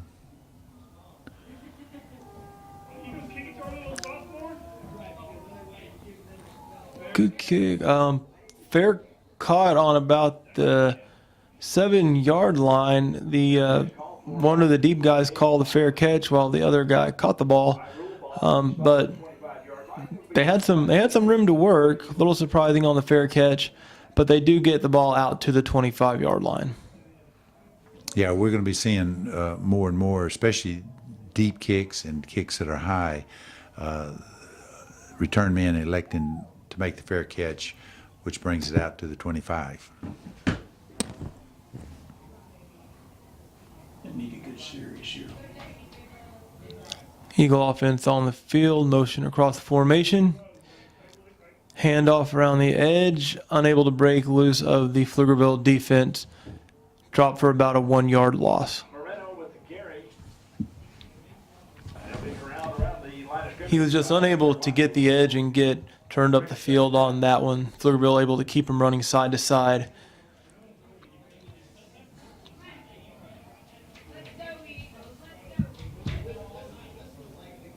Hey, find Cahill. He's ready to play. There he was. I said it. Good pass to the sideline to Cahill. Looks like it's going to be enough for an Eagle first down. By Cahill. Yeah. He's like, "Take me the ball." He'll be taken out to the 37-yard line. That's enough for the Eagle. First down. Eagle first down. Playing a game. He's ready to play tonight.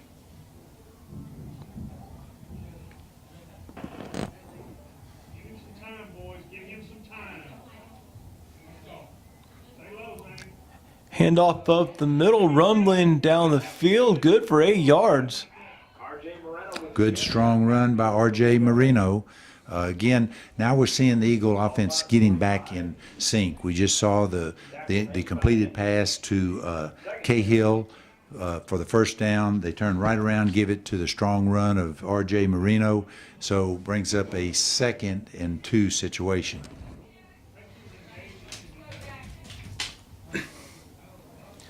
Pflugerville showing pressure off the edge. Here it comes. Pump fake by Siosin.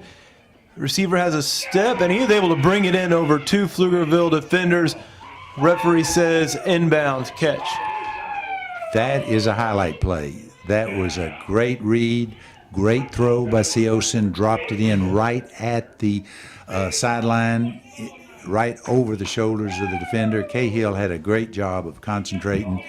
Big gain, first down on the 28-yard line. Pressure off the edge again. A good run up the middle, rumbling up the middle, down the sideline, not wanting to go down all the way down to the 3-yard line. R.J. Marino, good run, good crease by the offensive line, gave him the running room. Doesn't take him long to get a lot of speed up, a lot of power. He gets into the secondary and does the rest, goes all the way down to the 4-yard line. That's right. He's a really powerful runner. When he gets into the secondary against those defensive backs, Georgetown likes his odds. Come on. Assignment right, boys. Assignment right. Assignment football right here. Running back motion out to the flats. Fake handoff up. Actually, not sure if it was a handoff or fake handoff. They tackled quarterback and running back, so they had it covered. Yeah, they did. Pflugerville did a good job of crashing in, disrupting that. Actually, Marino had the ball, ran into his own offensive lineman. So it was kind of a distorted play for Georgetown. As you said, lost it down. So we're coming up with 2nd and 5 on the 5-yard line. Good news for Georgetown. Still in a pretty good position with 3 downs to get it in the end zone. Motion across the formation, fake the handoff, quarterback keeping it up the middle, eluding a tackler, and getting down to about the 2-yard line. Siosin just making that quarterback keeper, read his offensive line, got in a little crease, gets it down to the 2-yard line, 3rd and 2.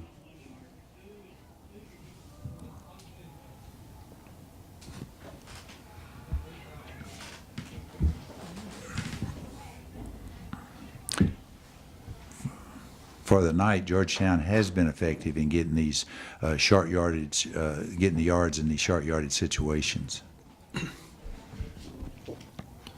Looks like Georgetown brought in an extra lineman, 2 running backs. All indications are run.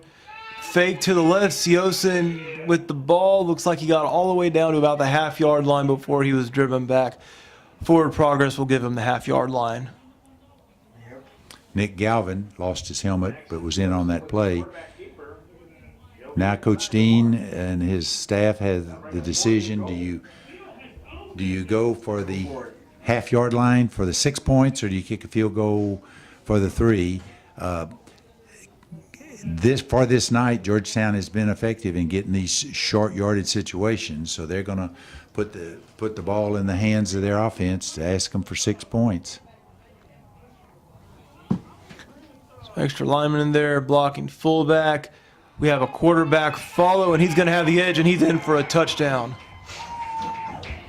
Good maneuver, good execution by Siosin. Zone read didn't take long to make that choice to get to the outside, used his speed, got in the end zone. Big difference, 20 to 10 with extra point to come. 3 seconds left in the 3rd quarter.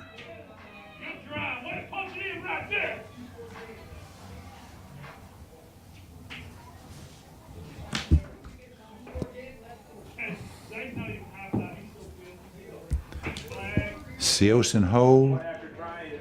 Matt Diaz kick. It's flag on the play, but that should give us 21. We'll have to wait and get the call before. Got him for leaping again. Another leaping. So extra point counts. Matt Diaz puts it through the uprights for the extra points. That gives Georgetown 21, Pflugerville 10, and the points or the penalty will be assessed on the kickoff. So once again, Georgetown will be kicking off from, I believe, the Pflugerville 45. Another good opportunity for an onside kick. Things go badly, you can give it to them on the 35. Exactly. It's really a low risk maneuver, and especially as well as that the first onside kick went. It was very close to falling in the hands of Georgetown, and as we saw the first time, if it went out of bounds, Pflugerville got the ball really 5 yards better than what they would have had if had it been kicked into the end zone and brought out to the 25. They scrimmaged on the 30 or 31, so very likely we might see that again. That's right, and as an added bonus, you don't have to kick the ball all the way back to typically their best skill receiver. Although it does not look like we have the ball set up to kick where we thought we were. We thought we had a 15-yarder. Maybe they forgot about it. Coach Dean is going to go ahead and remind them, and the back judge says, "You know what? You're right. Let's move it down." Almost lost some valuable yards. Coach Dean wasn't going to let that happen. No, that's yards, especially in this game. Yards have been coming very tough, so you don't let anything slip by you to lose yards. We do have 3 seconds left in this third quarter, and we'll wait Matt Diaz kickoff. Doesn't necessarily look like an onside formation. No, it looks like we're going with the squib kick instead, which is going to go all the way down, and they touched it in the end zone. Looks like we'll have a touchback. Yeah, it's a dead ball once they touched it, so no time off the clock. We got 3 seconds left. Pflugerville would be scrimmaging from their 25-yard line. No, it's only a dead ball because they touched it in the end zone, correct? Is that right? Yes, or if it goes into the end zone, then it's a dead ball. So the only way Georgetown could have benefited is if they recover. It was a live ball until it crossed into the end, across the goal line. Okay. All right. With one play left in the quarter, Pflugerville comes out with the trips formation. Looks like they're probably going to go for a double pass. Georgetown is not buying that at all. About an 8-yard loss on that one. Georgetown saw that receiver drop back just a little bit too much to make it a lateral, and the DB came up and put a hit on him. Cohen Ward read that beautifully, came up and not only broke up a wide receiver pass, but threw him for a loss. So the quarter ends. We're going to go into the fourth quarter. Pflugerville is going to be facing a second and very long situation. And once again, we'd like to take a moment to thank our community spotlight sponsors, Sierra Microwave Technology, City of Georgetown Utilities, First Texas Bank. Thank you to these companies again for your financial support every year to keep the community spotlight shining brightly for Georgetown youth.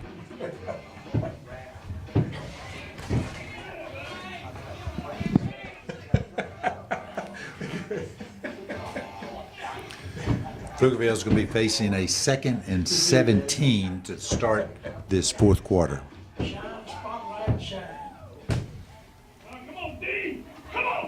Quarterback looks like he's running the speed option. Good job by the defender. He did not get the tackle on him, was able to knock him backwards a little bit. The second defender who made the tackle wrapped him up but drove him out of bounds for about 5 or 6 yards. In comes a flag and probably a 15-yard penalty against Georgetown. That's going to be for tackling out of bounds. But, yes, tough situation there for Georgetown because Ed Bureau was forced out of bounds on a 2nd and 17 situation, which would have brought up 3rd and 17. Being overzealous, they tackled him out of bounds, and that's a penalty. That'll give Pflugerville a 1st and 10. So what a huge, huge play. So you go from 3rd and 17 to 1st and 10. Big, big, big penalty. run up the middle. Number 6 comes up and is not going to have any part of that tackle for a 4-yard loss. Mason Meyer coming up and making the stop on Ed Biroro, and that's going to throw another loss, bringing up now 2nd and 12. Georgetown defense has really played effectively these last 3 downs. With the exception of that penalty, then it would have been a 4th and very long situation coming up. Fake run up the middle. Quarterback having to step up. Throws the ball / fumbles the ball and not really sure what happened. Looks like a lineman ended up with the ball, but it plays over. He doesn't Whistle think was so. blown dead right, so they're going to move it back. It's going to bring up a 3rd and long situation, but I'm not sure exactly what all took place there. Georgetown's running off the field like they have the says they have ball. A lot of confusion on that play. It looked like Georgetown defender initially had it, but then a Panther was running with it down the field. Referees are going to talk this one over to make sure they get it right. We're not sure what took place, but neither does the Charlie Taylor, the coach for Pflugerville. Referees are huddled up. They've broken up. Offensive Georgetown's coming out. So whatever transpired, Georgetown got the ball. Yeah, Coach Taylor definitely has some questions about that one, but looks like it's going to be to no avail as the Eagles get the football. So Georgetown now has the ball 1st and 10 on Pflugerville's 34-yard line. And we're still, Pflugerville's calling timeout now. So, again, not sure what all transpired there, but it turned out in the favor of Georgetown. Defense was playing excellent. Forced Pflugerville into a strange situation. Georgetown comes up with the ball. 11 minutes, 10 seconds left in the 4th quarter. Georgetown's up 21-10, but they're going to have a new set of downs and a new drive getting started on Pflugerville's 34-yard line.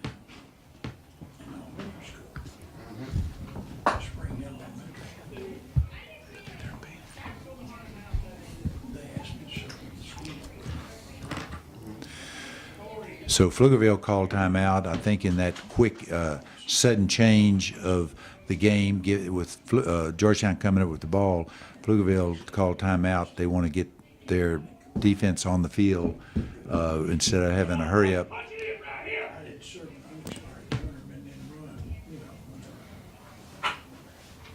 Eagle offense takes the field. Run up the middle, good for about 5 or 6 yards. Torres. Looks like we had what could have questionably been a late hit on the quarterback, no flag. Siosen didn't like it. So nice run by Xavier Torres, brings up a 4-yard gain, brings up 2nd and 6. 10 minutes, 40 seconds left in this 4th quarter. A lot of confusion on the Panther defense. They had about 4 guys running away from one side of the field to the other before the ball was snapped, and Georgetown able to capitalize on it and get about a 5-6 yard gain. Xavier Torres again finding that quick start, finding that little crease, got the first down, moved the chains, brings up a 1st and 10, and the ball is the scrimmage now will be on about the 22-yard line.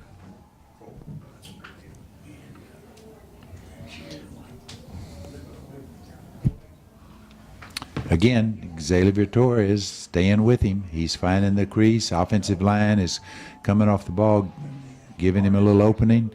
Moves for a 4-yard gain. Looks like about a 3-yard gain, 2nd and 7.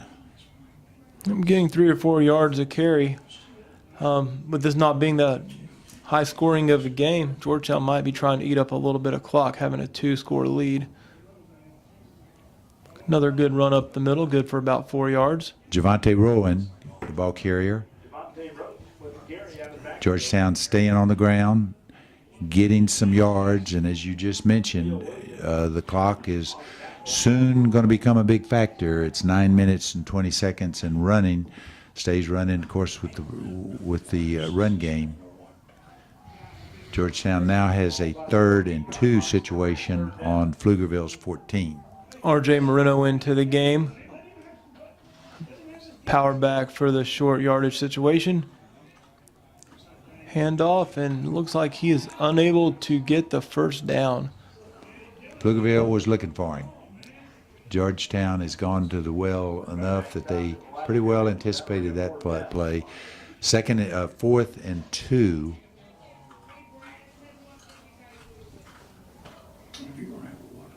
And in this game, Georgetown has been effective in getting the short yardage, but there's a 4th and 3 now. They actually lost a yard.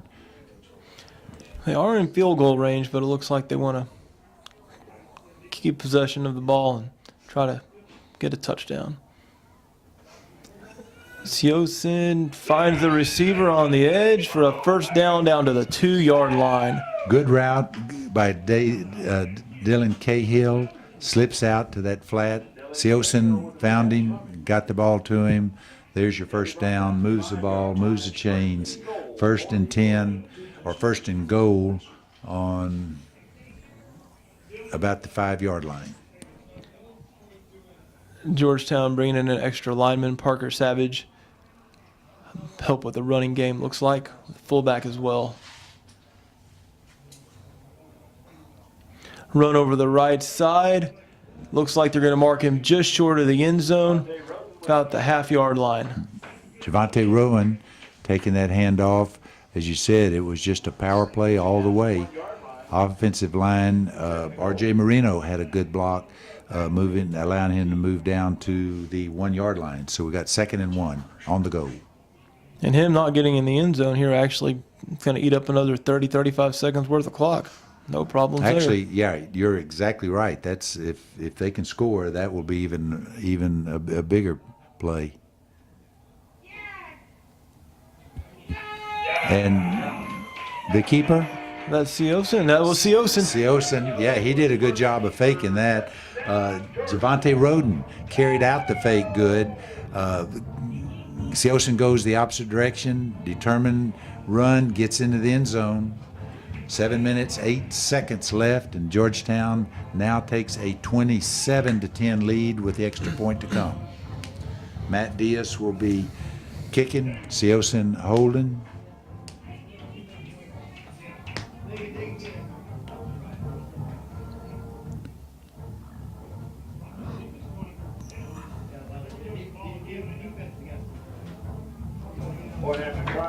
Kick is up, and it is good. Puts the Georgetown Eagles at 28, Pflugerville Panthers 10, with just over 7 minutes remaining in the game. 7:08 remains in tonight's contest. As far as offensive philosophies go, that was an incredibly well-designed, well-executed drive because they kept it on the ground primarily. They kept the clock running. They moved it into the end zone for 6 points with Matt Diaz extra point making it 7. And they used up clock, 7 minutes, 8 seconds left, but they've got now sitting with a 28-10 lead.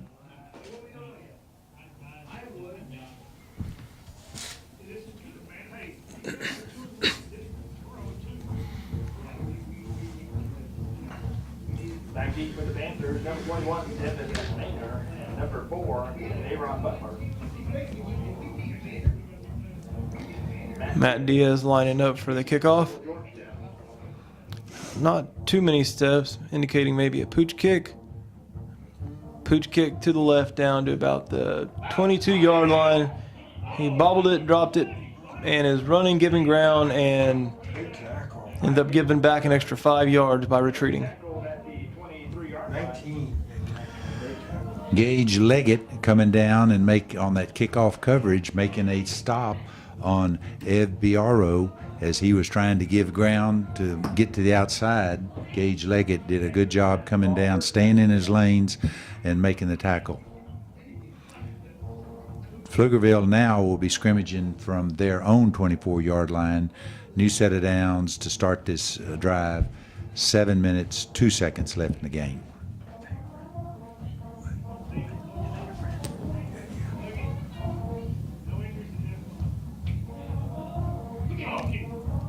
Pass down the field. It was a jump ball. Casey Washington goes up. Well defended. The Railroad's pass is caught by Williams. And it comes down with the reception for a huge gain. 45-yard line up the Eagles. It'll be first down for Pflugerville.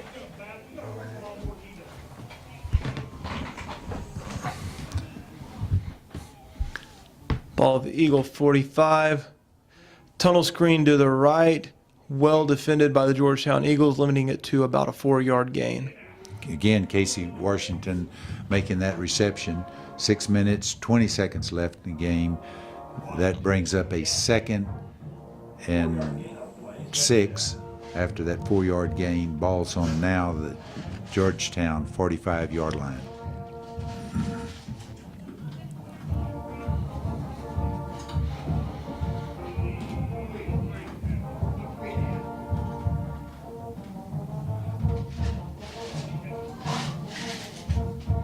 Sweep play to the left, bouncing it outside and unable to go anywhere. Mason Meyer coming up and making that stop on Ed Biaro.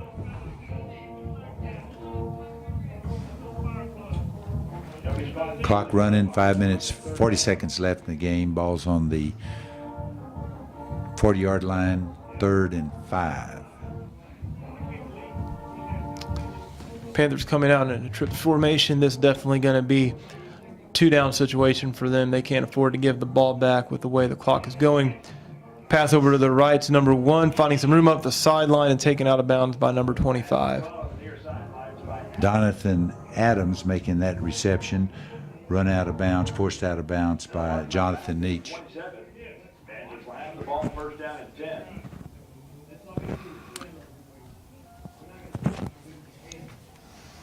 First and 10, ball's on the 27.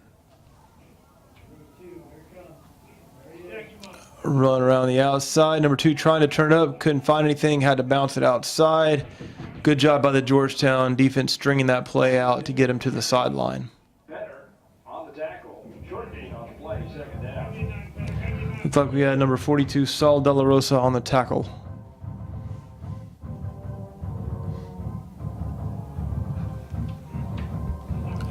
Clock is running, 4 minutes, 45 seconds. Ball's on the 25, 2nd and 8.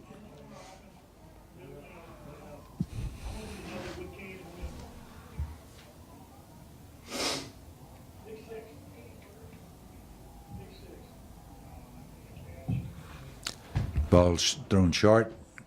Again, Casey Washington making that reception.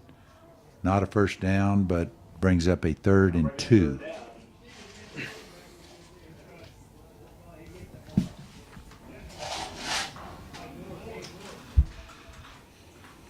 Clock running with coming down to 4 minutes. Panthers need to score quickly if they hope to have a chance. There's three scores down. 32 over the left side for a first down on the 3rd and short. Nick Petter making that tackle on Ed Biaro. Ed Biaro is has very good balance. Difficult to bring him down. Arm tackles don't work on him. He's a very agile, very strong runner.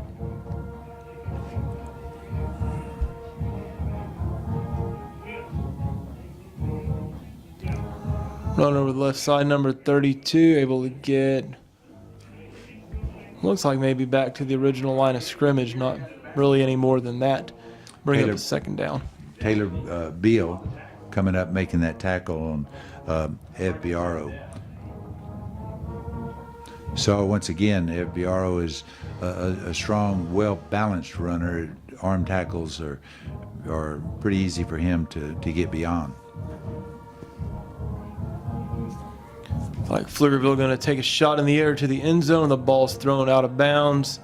Incomplete. Guerrero's pass is out of bounds. Casey Washington actually makes the catch, but it's out of bounds. That's going to bring up a 3rd and goal on the 9.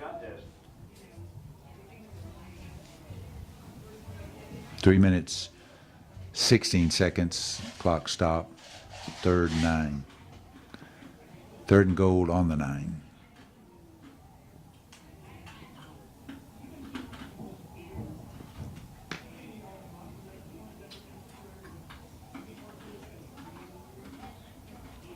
Looks like they're doing a tunnel screen to Washington, and that one well defended and not really even close to being a completion. John Miranda coming up from his defensive back to really force that ball to have to be thrown by Guerrero away. Brings up a fourth and goal on the 9. Georgetown defense has really been very effective. Coming into tonight's game, Pflugerville has been relying mainly on their run games. They run about 75% of the time, 25% of the pass. First half stats, they had really flipped it over. They were running 32% of the time and passing 68% of the time. So they're calling on Casey Washington a whole lot more than what they have games coming into it, mainly because Georgetown defense has been very effective against Pflugerville's run.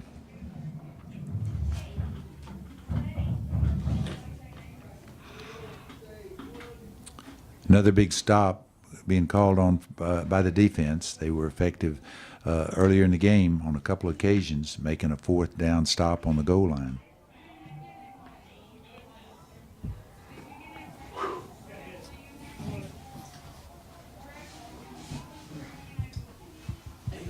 Three minutes, 12 seconds left. 4th down and goal on the 9.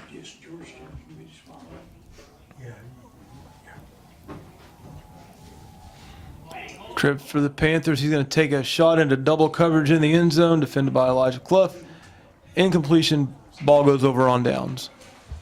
Well defended by Elijah Clough. There was really no place for him to throw. Obviously trying to get the ball in the hands of Casey Washington. He's been their go-to man. Great defensive stand. Speaks a lot for the interior line and the linebackers of Georgetown that with 4th and 9, they weren't going to try the run game. Went to the air. Elijah Clough steps in, does a good job.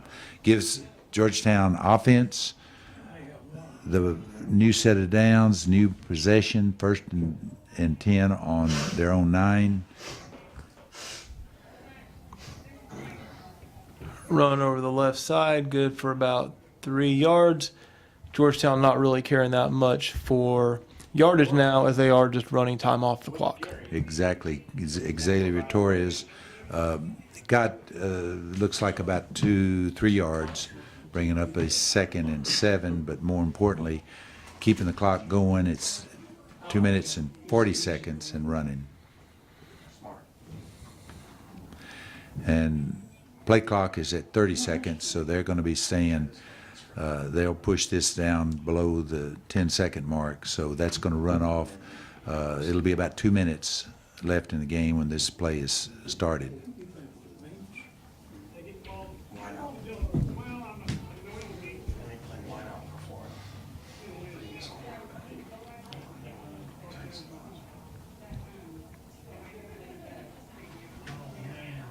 Hit almost immediately.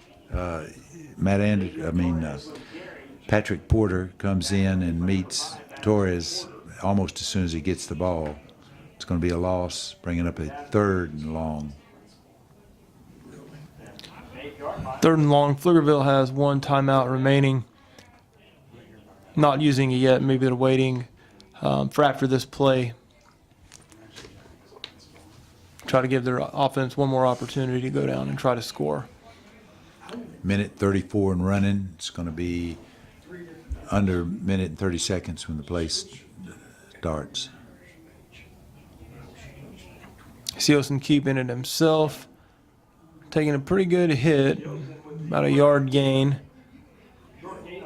4th and 10. Pflugerville still not using their timeout. This will take us down to about probably 40 seconds or so whenever we snap the ball. Yeah, Pflugerville's not going to use it. Coach Dean may run this all the way down and call a timeout with I think that's what he's doing. He's making his way down to Hector Garcia, the linesman, and he's going to let this play clock run 7, 6, 5, 4, taking it down to about 40 seconds left in the game.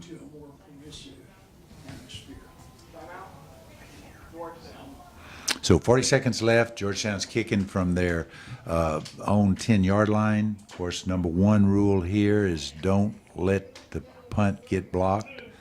Second rule is don't let the punt be returned. So I'm sure that's in so many words what Coach Dean is telling his punt coverage team is don't let it get blocked, don't let it get returned. Because with, as you said, Pflugerville has one timeout, but you certainly want to force them to have to use the better part of that 40 seconds. So you don't want to be helping them with a block punt or a return punt.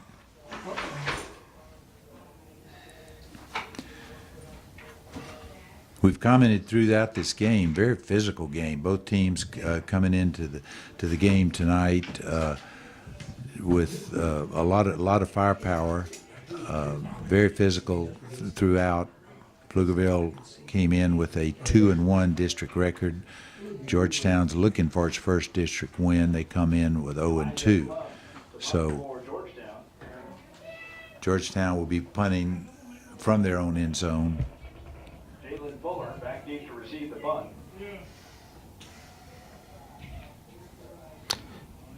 Punt fair caught at the 34-yard line. 34-yard punt. Maybe first down for Pflugerville. Alan Fuller makes that fair catch, giving Pflugerville the ball on Georgetown's 34-yard line. 35 seconds left in the game. Georgetown sitting on a 28-10 lead.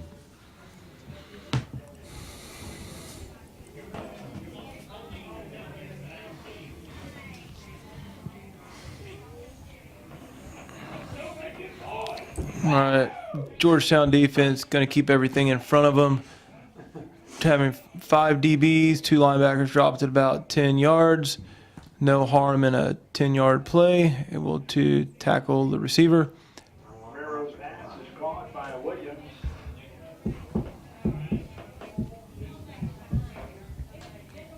They'll be out of bounds at the 26-yard line. Bring up second down. 27 seconds remaining. The receiver able to get out of bounds and stop the clock.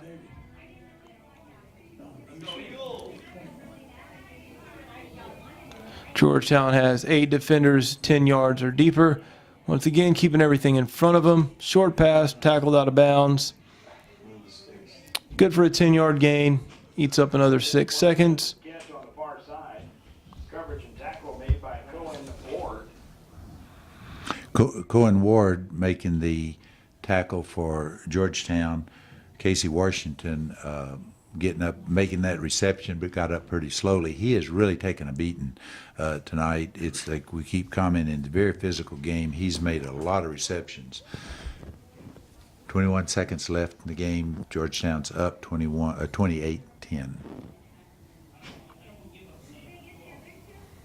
Quarterback taking a shot at the end zone to Washington. Looked like Washington over there out of bounds, but it looked like he made a one-handed catch. It's not going to count, but he did. Looked good. Made a catch that could go on the highlight film, but unfortunately for Pflugerville, it was out of bounds. Second down. he's definitely looking a little winded over there. Yeah, he has really taken some shots. And, of course, being a receiver, a lot of his the hits he's taken have been with his arms extended making a reception. So it does take a lot of body shots with that.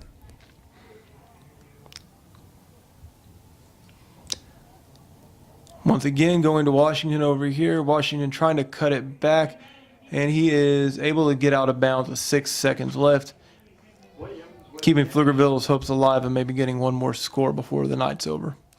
6 seconds left. Again, another great reception by Casey Washington. It's been pretty much a one-man show on this drive, getting the ball in the hands of number 2.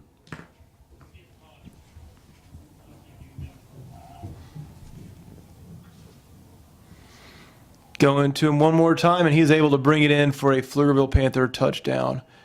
And he looks exhausted. Put in a hard night's work. He really has. You got to give that young man a lot of credit. There was no quit in him. Guerrero did a good job throwing the ball up. Casey Washington is 6'2", 180 pounds, and he used every bit of that height getting up, making that reception, bringing it to 28-16 with extra point to come. Snap is good, hold is good. Kick is hold, giving us a final score tonight of Georgetown 28, Pflugerville 17. The game is over. Georgetown 28-17. That brings the district record for Georgetown 1-2, and Pflugerville's record now is 2-2, and that keeps Georgetown in a good position as they move forward for the rest of the district games. I think